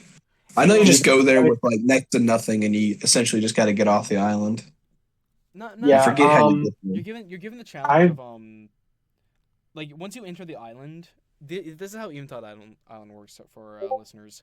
Is that it's the one shrine in the game, or at least shrine challenge, where once you enter the island, what happens is that you're completely stripped of your gear, like your weapons, your armor, your resources, etc.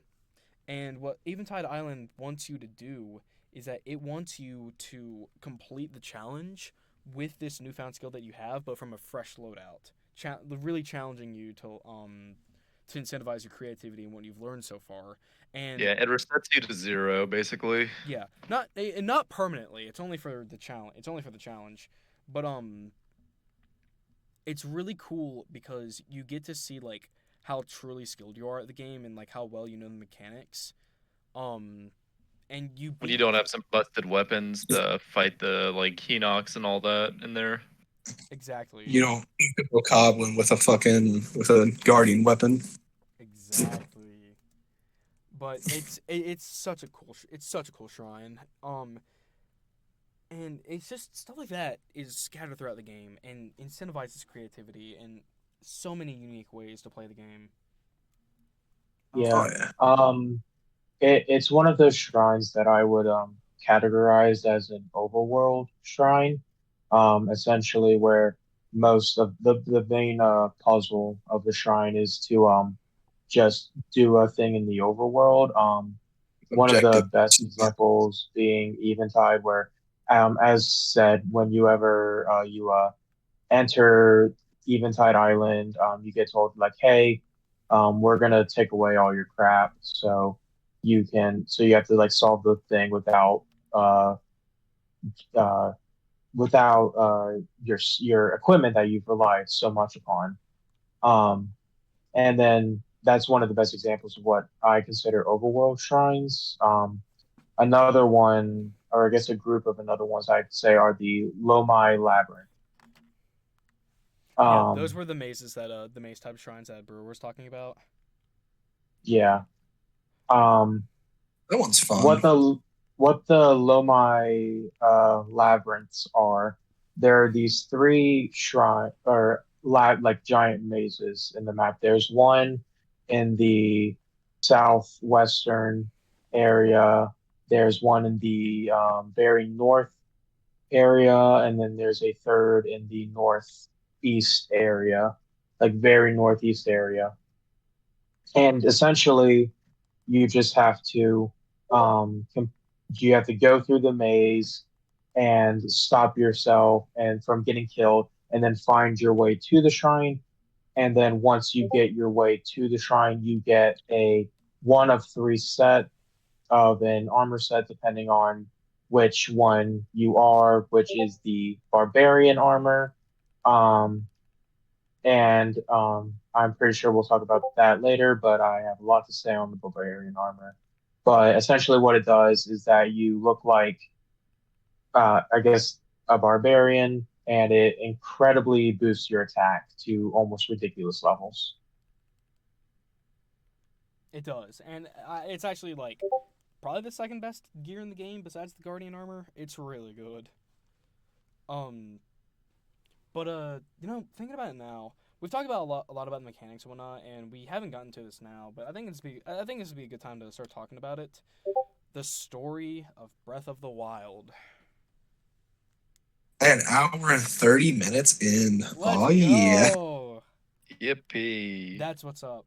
Ooh, Now let's actually talk about the plot of the Um, game and why we're playing. Why Link is doing thing. Yeah. Uh, why run around world.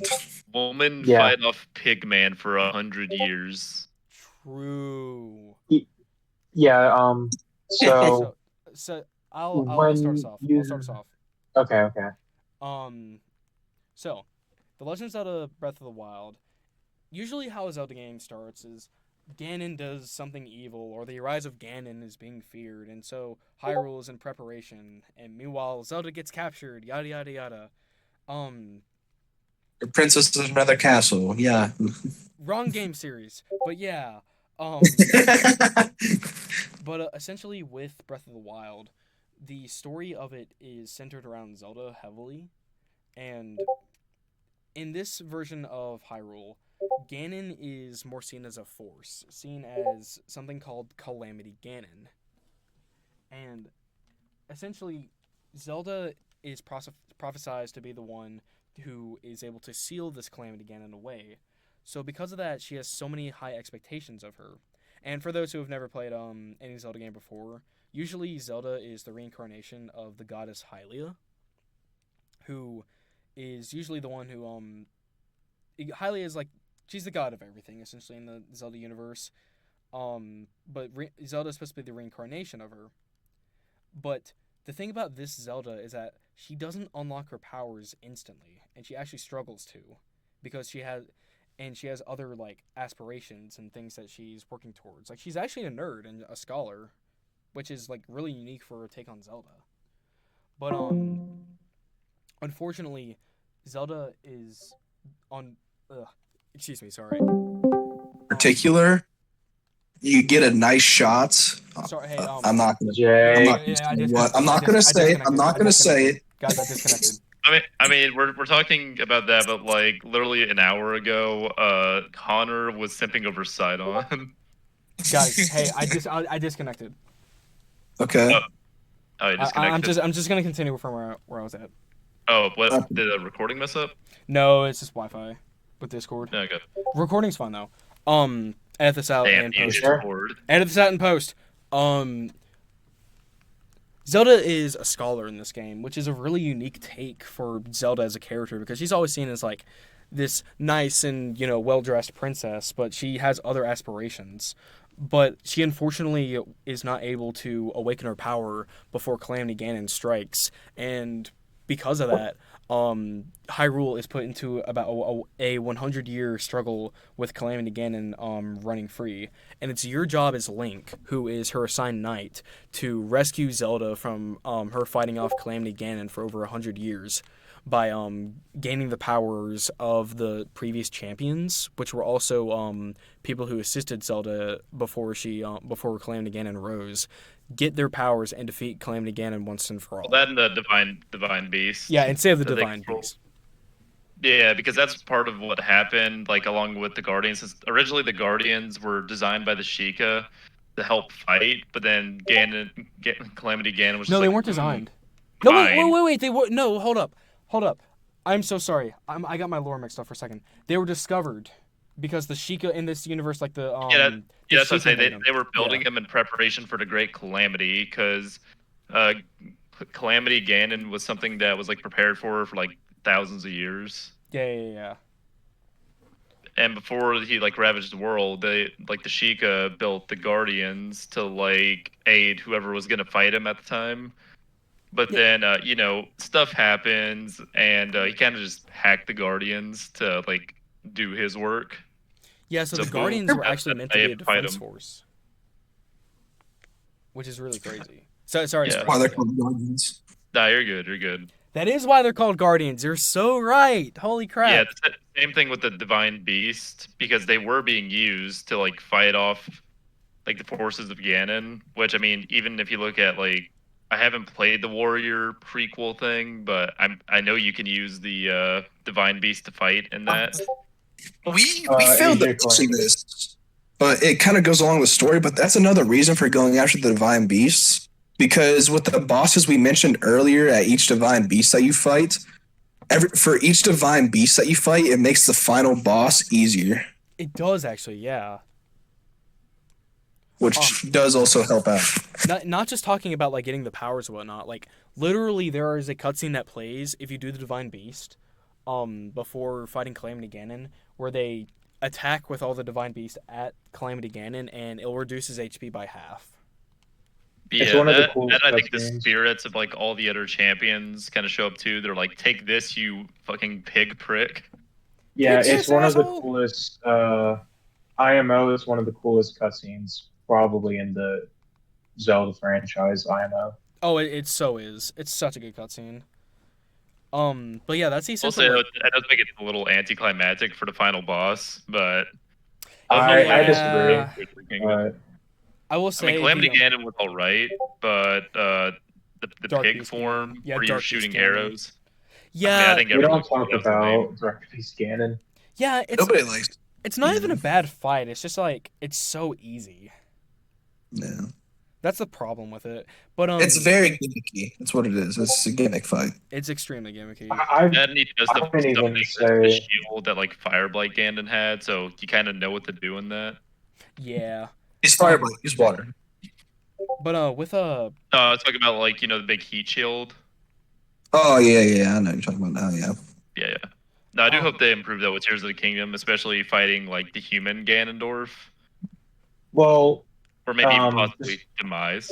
yeah. yeah, just real quick, before so we could get back on topic. I do believe the bosses are going to be much better based off just trailer footage alone. I mean, well, the combat like it is still very good. That was one of the bigger complaints with it, and I think that's what they were trying to address probably with the bosses too, from what we've seen with the not only designs but combat, but also like Yeah. all the new enemies that are in the game to differentiate it, all the Yeah, different ways you can approach said combat. Oh, for sure.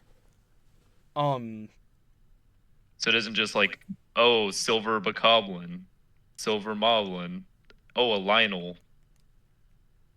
so true. Why?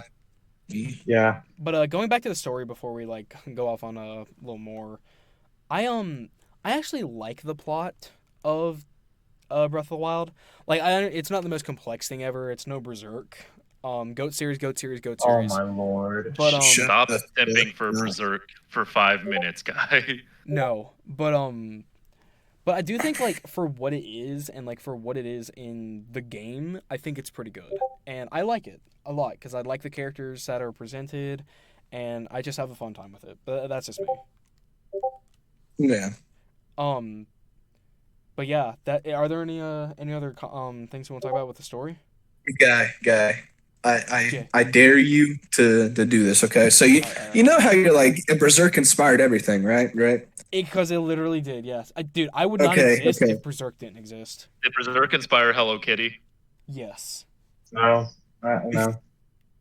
Okay, guy. How did Berserk inspire Breath of the Wild? All right, I got you. I got you. You ready for this? He's just gonna Yeah. like break Claymore or something. Big Okay. sword. I'm So, gonna smack him. He does. okay, are you ready for this? Yes. What is it? I don't think you're ready for this. Just fucking say it already. For the love of God. Okay, okay. So you know how Link in this game is a knight, right? Yeah. Okay. Guts is a knight. I mean, he was for And a they're period of both time. protagonists. Right? Right. Yes, guy. Yes. It's yeah, Fuck you. there you go. It's that simple. That's even worse than the Great Claymore thing I was saying. Yeah, that is even worse. You know what, guy? For your collector's edition, I'm gonna make you like I'm still gonna give you it, but you have to wait 3 days to receive it. No! He's But got the collector's edition for Tears of the Kingdom, which I guess we should now start our speculation with it because we talked Also, about. also, I'm gonna piss on it too, just to spite you. Oh my god. Oh, that's all. But to transition now, since we talked about Breath of the Wild, before we start talking about Tears of the Kingdom, seriously, if you've never ever played Breath of the Wild before, Yeah, 6 days to beat it. You have 6 days to beat it right now as of recording. Go go go go go. Go speedrun it. Speedrun. Yeah, But, speedrun. But I seriously implore you to indulge yourself in one of the greatest video games ever made. It is I mean, where is it on y'all's list? Like, it's my number 4. I told you like Number at two. minimum, like probably top 3. Yeah. What Yeah, about you, Jay? I said number 2. Yeah, it's high up there for all of us. So I really like. I probably speak for everyone when I say like, it is a very special game to us, and we really think that everyone should experience it at least once. For just how not just how influential it is as a video game, but just how fun and how like life changing it is to play. You know what I Yeah, mean? well, like one really cool thing is all like there's this like web series is like making my wife play these some video games. And one of the ones that he chose was like Breath of the Wild, and like she was really enjoying that, especially like the exploration aspects compared to Elden Ring, which is really funny to have her play, but that's besides the point. Elden Ring's But just fun. but the way it teaches you to explore, but also the way that like each individual player will go about exploring is just amazing. Completely different than everyone else. There is no same playthrough in Breath of the I Wild. mean, Yeah, I if think there's speed runs, maybe. Even that's different. uh, I think the reason why everyone loves this game is just A, I think there's three reasons. A, because of how well it integrates the Zelda sort of, I guess, not formula, but the Zelda magic into Well, this just how it game. evolved a Yeah, little that bit. too. This is the first take on an open B, world game too, and they nailed it. They nailed yeah, it yeah. hard. B, I think it's just because of how fun it is to just walk around and explore the world. Like genuinely, when I was playing this game, I'd sometimes just forget what objective I set out to do, and I just be walking around, like, just doing anything, even though I've played this game probably like 7 or 8 times. Yeah. Ah, But no, I completely Um, get that, man. It really is a special game, and yeah, God, there's no other game like it in my opinion, and it's just I feel Six like days from yeah, in the upcoming years, like I really think this game is gonna have like the same like look back factor as say like Ocarina of Time. it's good. It's definitely going to because like this game is still talked about to this day about like just like how iconic and how influential it's been like since it's come out. Especially yeah on the yeah. gaming It's always going to be looked back upon like you said. especially And the thing so is, fondly. it's still being like there's still like really big content things with it like to this day. Like I know recently um uh Point Raven, we'll say Point Raven. He had this entire series where he had changed Breath of the Wild to be multiplayer, which is not something that you normally can do. Yeah, it's a single player game. Yeah. Yeah, and the reason why I'm being so careful with it is because Daddy the make Nintendo. yeah, they took all his videos down based off of that. So that's why I'm being really careful here, not give specifics. Oh yeah, they striked him, and they also did it in a way just to make it where if he messed up one more time, his channel would be fucked. Because That is screwed up. even if like they could have bundled all of it together to give him one strike, but what they did is they did one video with the strike, and then the rest of them were bundled together.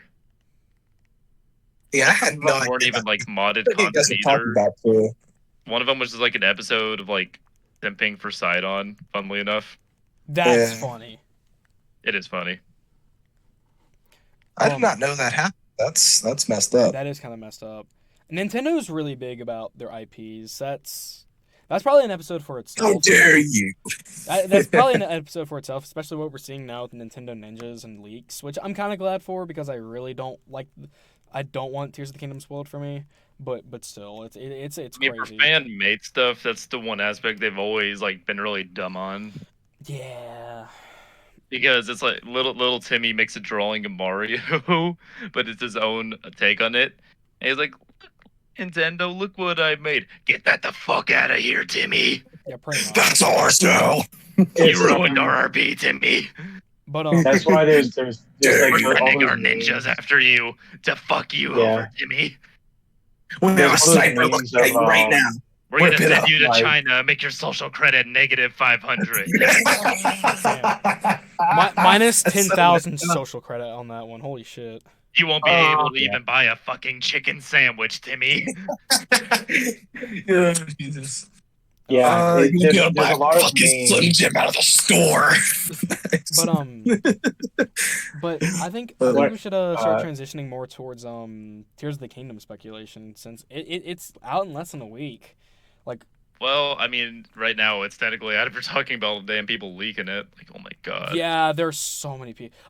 Okay, shout out to my friend I Julian. hate leaking culture so much. Shout out to my friend Julian on this one. We were talking the other night, and his brother actually has a emulated Switch. Okay, Okay.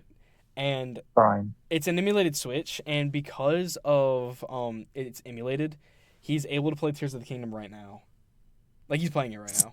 We're talking about modded Switch or like a Switch emulator on a PC. Like what specifically? I'm kind of confused. I forget I'm assuming I it's forget how modded Julian Switch. described it, but he told me like something was emulated. Okay, is it like a I'm Switch assuming that it's like runs on a Dude, different operating I system? don't know So yet. it I don't know. You're gonna have to ask him. okay. But I mean, either way, with a modded Switch or just with the ROM, you could play it right now. which is crazy. Yeah. I want to play it so bad. Oh my lord.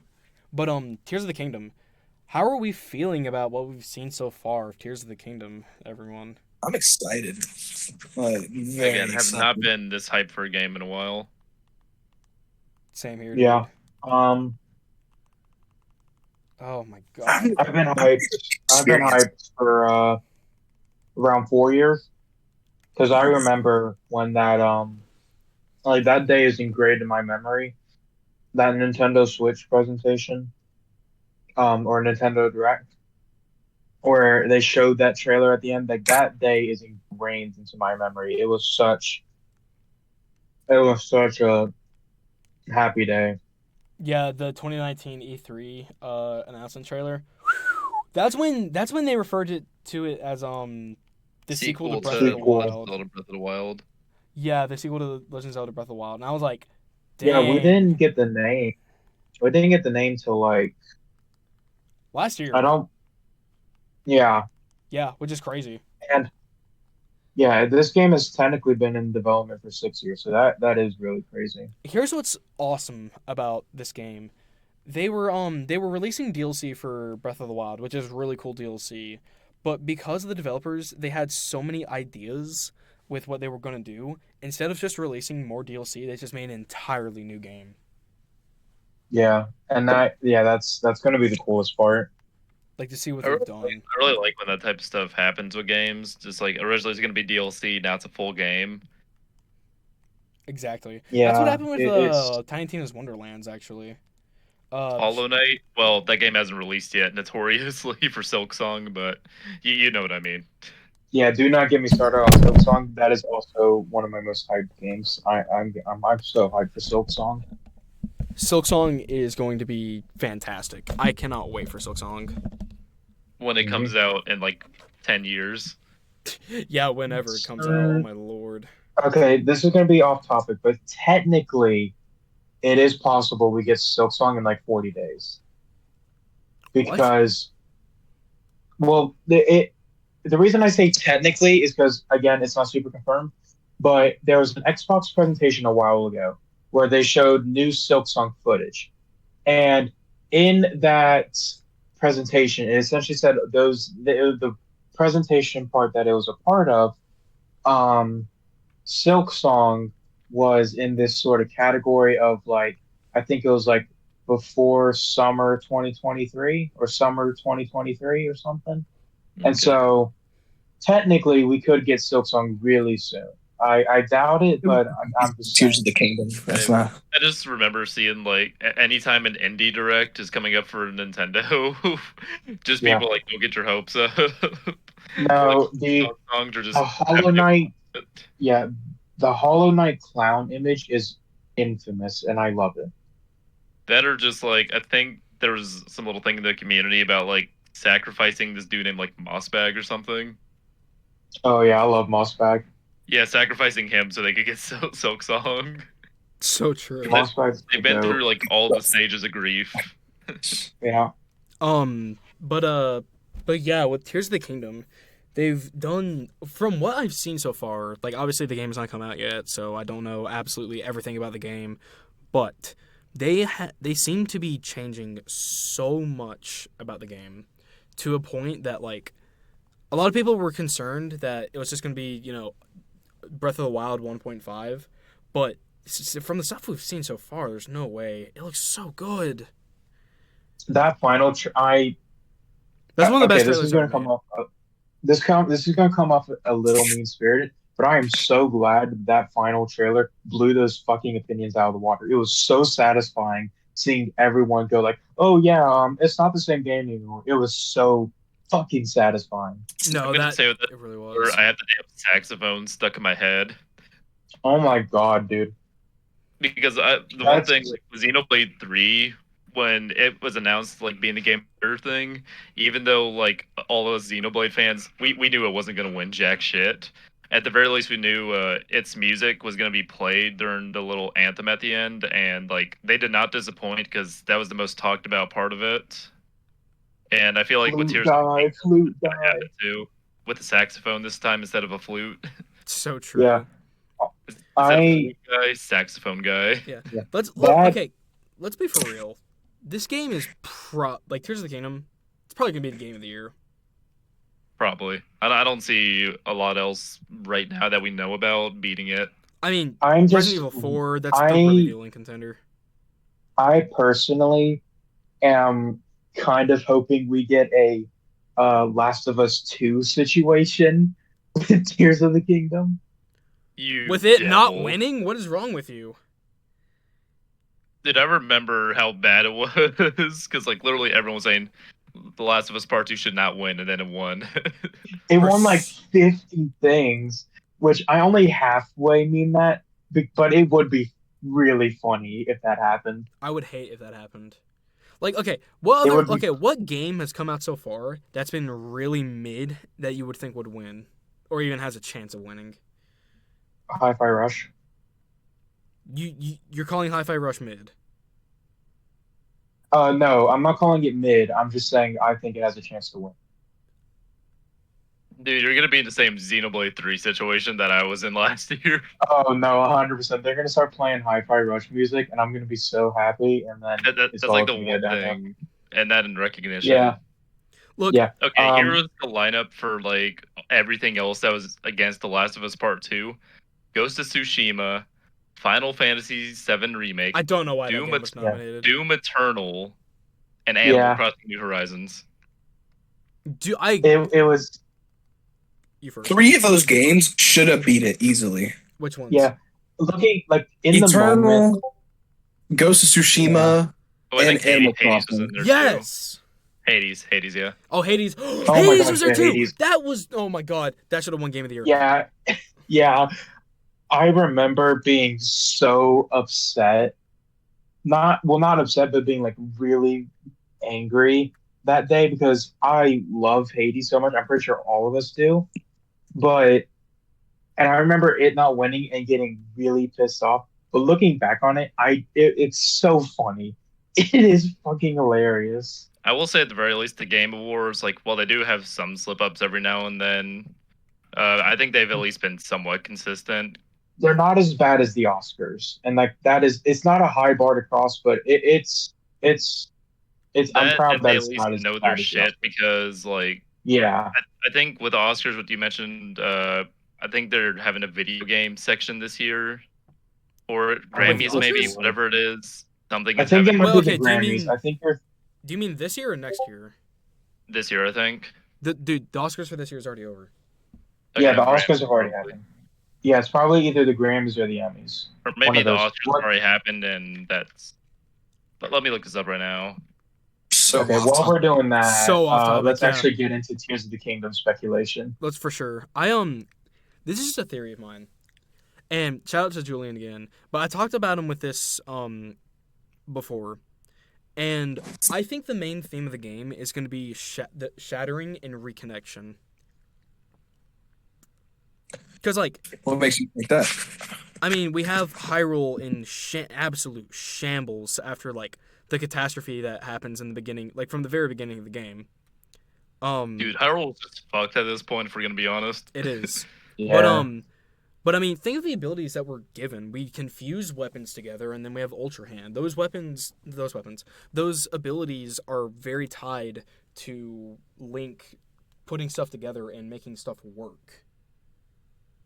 So my idea is that the entirety of the game is, or not, well, the main theme of the game, in my opinion, I think it's going to be about fixing things and like making things the way they were. I mean, think of the Master Sword. In all the promotional material we've seen of the Master Sword so far, it's been broken. So think about it like He was this. going to fix it. So what? Yeah. What if he has to fix it from its shattering? Think about it. Cringe. Wait, could you repeat some of that again? I was looking up stuff, which I actually did find it. Dang it, Brewer! Why are you like this? I'm sorry. I was looking stuff Brewer, just go back in time, like up. Oh, how. with the rewind ability. Yes, you're so Oh smart. Yeah, yeah, just with use rewind. rewind. It's so true. Okay, but the Grammy thing that I was looking up, the specific award was an award for video game music. Take a guess at what the nominees were. Peaches, peaches, Arcane. peaches, peaches, peaches. No, that wasn't out yet.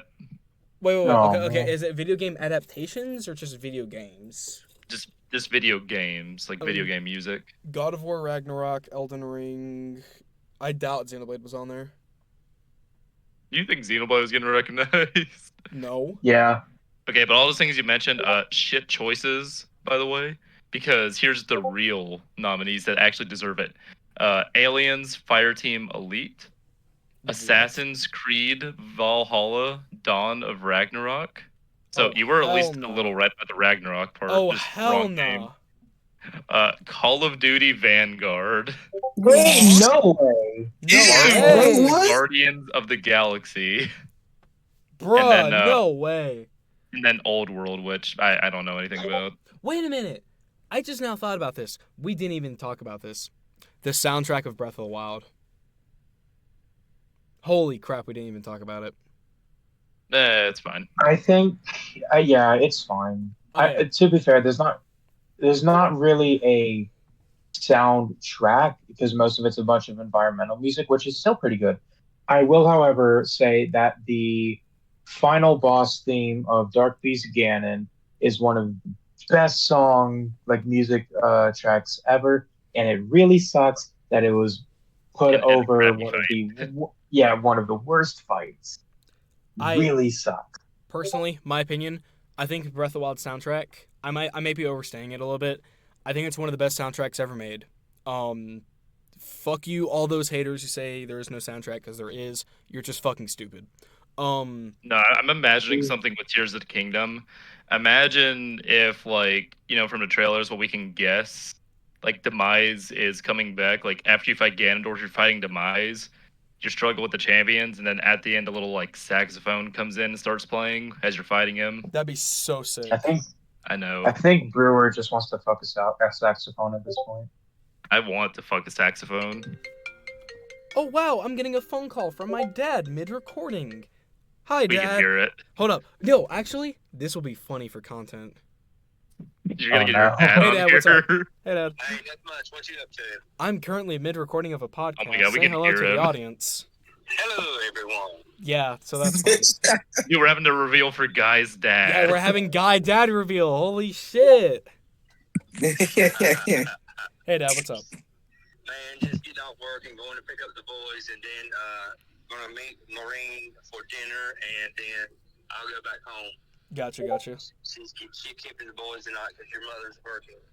Ah, I see. Okay, well, I just want to say hey, and hope your podcast is doing well. Oh yeah, it is, Dad. Thank you for asking, and thank you for calling. All right, buddy. All right, I love you, Dad. Love you too. Y'all have fun, okay? We will. Love you, Dad. All right, guys, dad. Bye. Love you, Papa. Okay, I am editing. I'm editing out most of that. I am adding like Guy Dad reveal. No, replace it with like the Kratos saying "boy." boy. The Boy. entire time, any time he was Boy. speaking, boy, But Boy. but yeah, boy. with Tears of the Kingdom, going back to that, um, one thing that I know me and Brewer are probably like we're hard speculating on this one is the return of Demise from Skyward Sword. I mean, because that one part of the trailer where like you couldn't see Ganondorf's face. I mean, the hair, like he had some scales and all that really just like Okay. demised me. Especially because like, why wouldn't they show his face when they like show it like a minute later in the trailer? So true. Okay. I think this is a hot take, especially with this group. I do not think it is demise. I personally am of the opinion that because whenever we see demise, it's in the same spot in later in the trailer where Ganondorf's revealed with the whole like two arms and then he like screams thing. Ganon's getting head in that And scene. I swear, that's my speculation. He's getting well, head. It was well, that good. He just had to scream, yeah. yeah. Yes, But yes. when he's doing that, I personally believe, Reasonably. yes, shut up. I personally believe that Person. he is powering up in that scene, and then the demise like figure we see is actually just a powered up Ganondorf, and like he's calling upon Demise's power, and so he sort of takes the form of not Demise. But I still do believe that that is Ganondorf and not Demise. I just think he went Super Saiyan essentially. I mean, either way, I'm thinking we'll at least see a demise form or something. Yeah, and I'll. Uh, I'm sorry. I'm going back to this, Connor. It can't be a hot take if it's just speculation. well, I'm you'll just messing with you, see. man. I'm just messing with you. Fair But The enough. theorist community would very much like to argue that because it The is what currently community? like a civil war between Which community? um, theorists. Because I'm very big in that What the community? theory side. Theorists, I have no idea what that is. Or like People Tears who of the Kingdom? theorize. yes, people who theorize on Tears of the Kingdom right now. Okay, you need to Okay. speculate that. So you not When speculate. You need to You need to specify that stuff. So we know what you're talking about. I thought it was obvious. Sorry. Well, No, when you're you good. said You're good. community, I Um, thought you were about to go on like a Silk Song or just like Smash community, like with the trailers and stuff, next character, stuff like that. Yeah. I think that's what he means. well, no, sorry. Yes, the community of people within the Zelda community that theorizes on Zelda games. Yeah. I Um, get you though. I get you. but but right now it's like a civil war between them, at least as of recording, to where it is a big argument to where people are like it's demise versus it's just powered up Ganondorf versus whatever. Yeah. Um, It's maybe a I bad time to don't. say this, but I have no idea who Demise is. Oh yeah, you've Oh, never played Skyward Sword. Final big bad Crim- of Skyward Sword. He's basically like where the power originates from, and he's the reason that like the resurrection cycle keeps going on. Because like Link and so Zelda, the heroes get reincarnated, and then like Ganondorf keeps getting reincarnated. So while Yeah. they're different so people, they have the same spirits. Yeah. Ganondorf is Jay, Ganondorf is if that's essentially the reincarnation of Demise, who is the original bad Jay, guy. yeah. That's it. Jay. So you know how so essentially he curses Link and he's like, there's always going to be my power is always going to follow you and your ancestors or descendants. Sorry. Um, Like, no, no, Bro, so he's no, never no. played demise Skyward is. Sword. I know that's what I'm explaining it to him. Alright. And so he curses Link. He's like, when he kills him, he's like, you're gonna encounter bad people forever. And so that's why, like every Zelda game, there's a bad guy essentially. Or just usually it's always like Ganon. It's always Ganon. Garen. Yeah. Well, Yeah. not Mostly always. Ganondorf. Like Minish Cap wasn't that, but that was a different one. Yeah, but like that's why Vati, who's the villain of Minish Cap, is a thing. That's why Ganon is a thing, and all the other ones. Either way, it's just like incarnations of evil. Yeah. But yeah, that's why we're speculating about Demise so much is because like we have not seen like Ganondorf in a 3D Zelda game since Twilight Princess on GameCube. Yeah, since Well, I mean, technically there was Hyrule Warriors, if we want to count that. I mainline Zelda game. I know, I was just putting that in there. Yeah, I know. Yeah, But it's we've had forms of Ganon, but we haven't had a traditional Ganondorf in like, Lord, how long decades. has it been? God, when 11 did Twilight years. Princess come out? It's like 11 years, I think. Here, Yeah. I'm looking it up right now. When did You know something? So you know something really weird about this conversation we're having right now. What's up? For an episode that's going to be released after this, but because of recording times, it's being uploaded later. Yeah. Remember Yeah. with Mauricio when we were having the whole argument of Ganon and Ganondorf? Oh my lord. Now you I guess agree it's a with little me. sneak peek for an episode coming soon. Ooh. Yeah, maybe we'll just throw it in there, I guess. Yeah, pretty much. But yeah, Twilight But either Princess. way, we haven't seen like the human form of Ganondorf in what you said, like 11 years in a mainline Zelda. It is since 2006. Almost Yeah. 17 years. That's 17 years. Yeah. That's crazy. That is Yeah, absolutely since nuts. Calamity that- Ganon, when I was looking him up, he's basically known as like a primal evil, so not like a person, but more so just like a spirit, if that makes sense, of just like primal evil and rage. Well, That's part of Ganon. why I like think that after Calamity Ganon's defeated, when Ganondorf's revived, like what would be the biggest thing you could follow up on after like a primal evil, like maybe the originator of that demise? Yeah. Yeah, but Um. there's so much to speculate about Tears of the Kingdom. Oh my Yeah, god. but because like you can, there, yeah, as God said, like the entire story, like we have ideas, but there is no real concrete stuff. As guy I know brought up the theme of like shattering and something else. An I interconnection, yeah. personally, I personally believe that the theme or whatever of Tears of the Kingdom is going to be something like um connecting the past with the future or with the present, something like that. It's like breaking the cycle. Because Breaking yeah, Bad? something close to that. Great. Oh my God. I heard Um, breaking, I had to say it. Breaking Bad fan whenever they hear breaking. Yes. You're Um, fighting against Ganondorf, Link struggling, and then Walter White walks in and is like, "Here, kid, I think you need this." He just gives him some meth. He cooks him some meth and Link is able to defeat Ganon.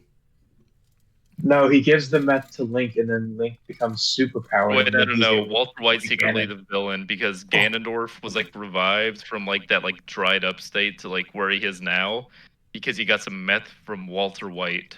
Wait, Walter is the Jesse as Kratos is the Atreus. That's the funny thing. so true. Oh my god. If you want to think about it, in Zelda, in Breath of the Wild, okay? Yeah. If we're making in-universe comparisons, Link is Walter White. Because he cooks. Cause he cooks. Not just He's cooking some.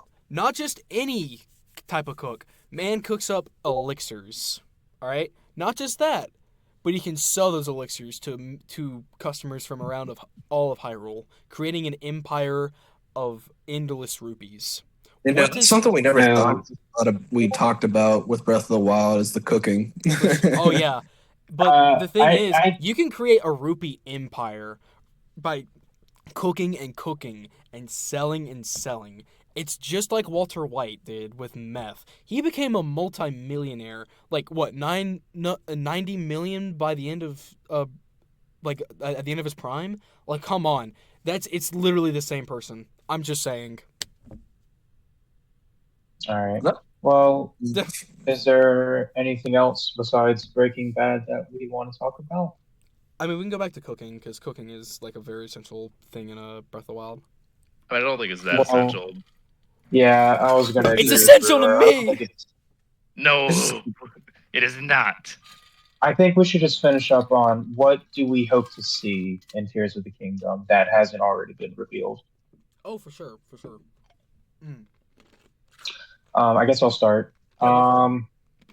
I'm hoping to see the return of like maybe some older items reimagined because that's what they did with the like the boomerang, like the boomerang became just an item you could find like just lying around.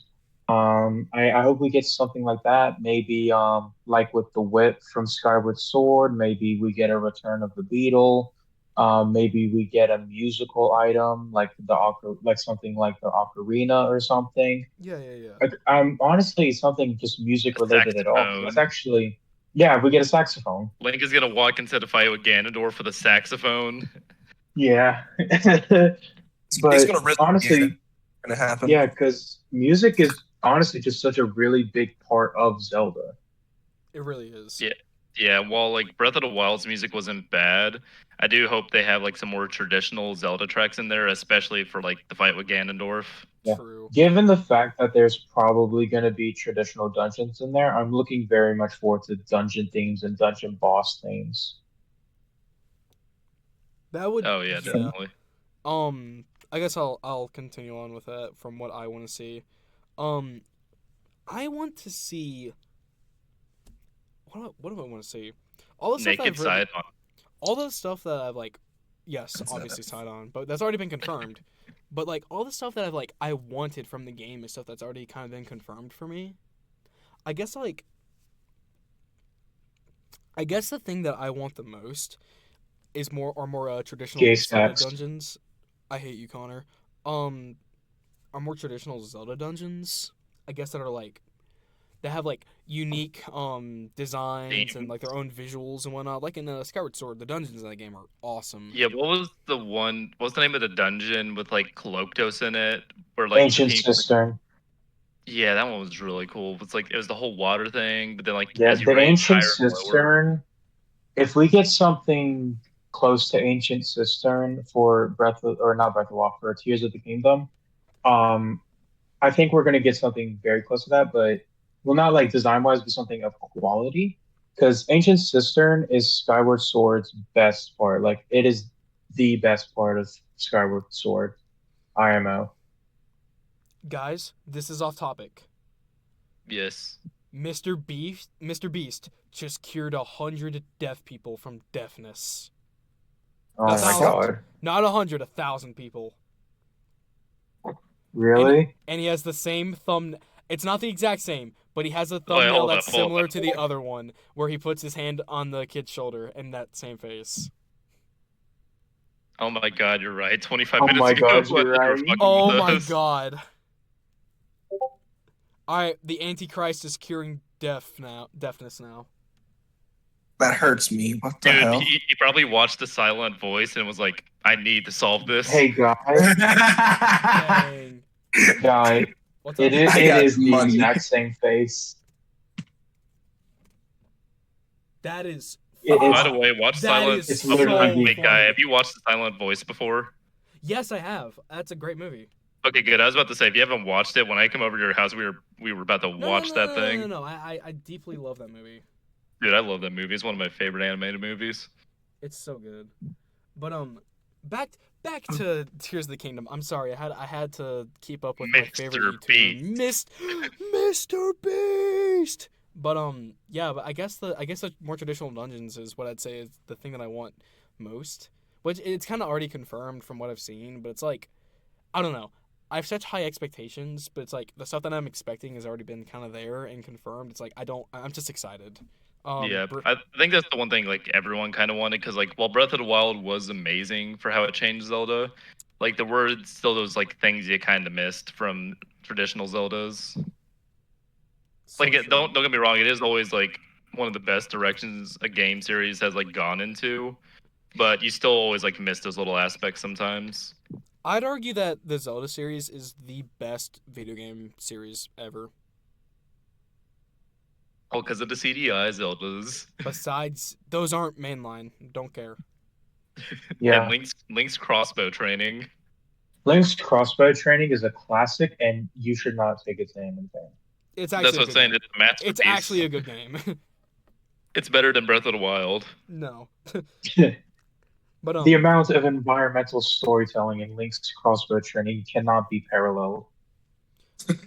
If they had Link's crossbow training 2, it would outsell like Tears of the Kingdom and Breath of the Wild combined. combined, yeah.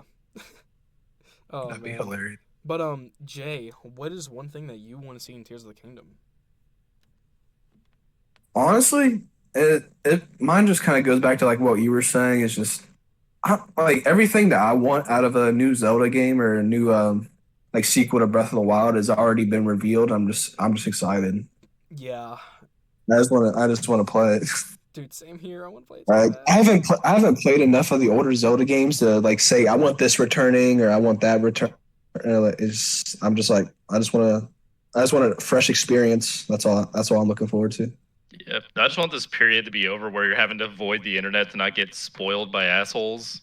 Yeah, I Yeah. literally logged out of my Twitter account, my main Twitter account, to avoid spoilers. Yeah, but I mean, God, I think we're all excited for Tears of the Kingdom at this point. It's like, it's one of the most anticipated video games ever, and I really How many years in a row has it won that award for Game of the Year? here's the thing. It actually did not win that award in It's like Final Fantasy 16 that beat it. no 2021. It did not win that God because of War. it went to Elden Ring. Okay, yeah, that makes sense. The reason why is because Elden Ring released that February, so it's only like a 2 month wait. So of course it's going to be the most anticipated. I You know mean, what I yeah, mean? that makes sense. Tears of the Kingdom, we didn't have those like baller trailers. But I think it won like 2 or 3 most anticipated.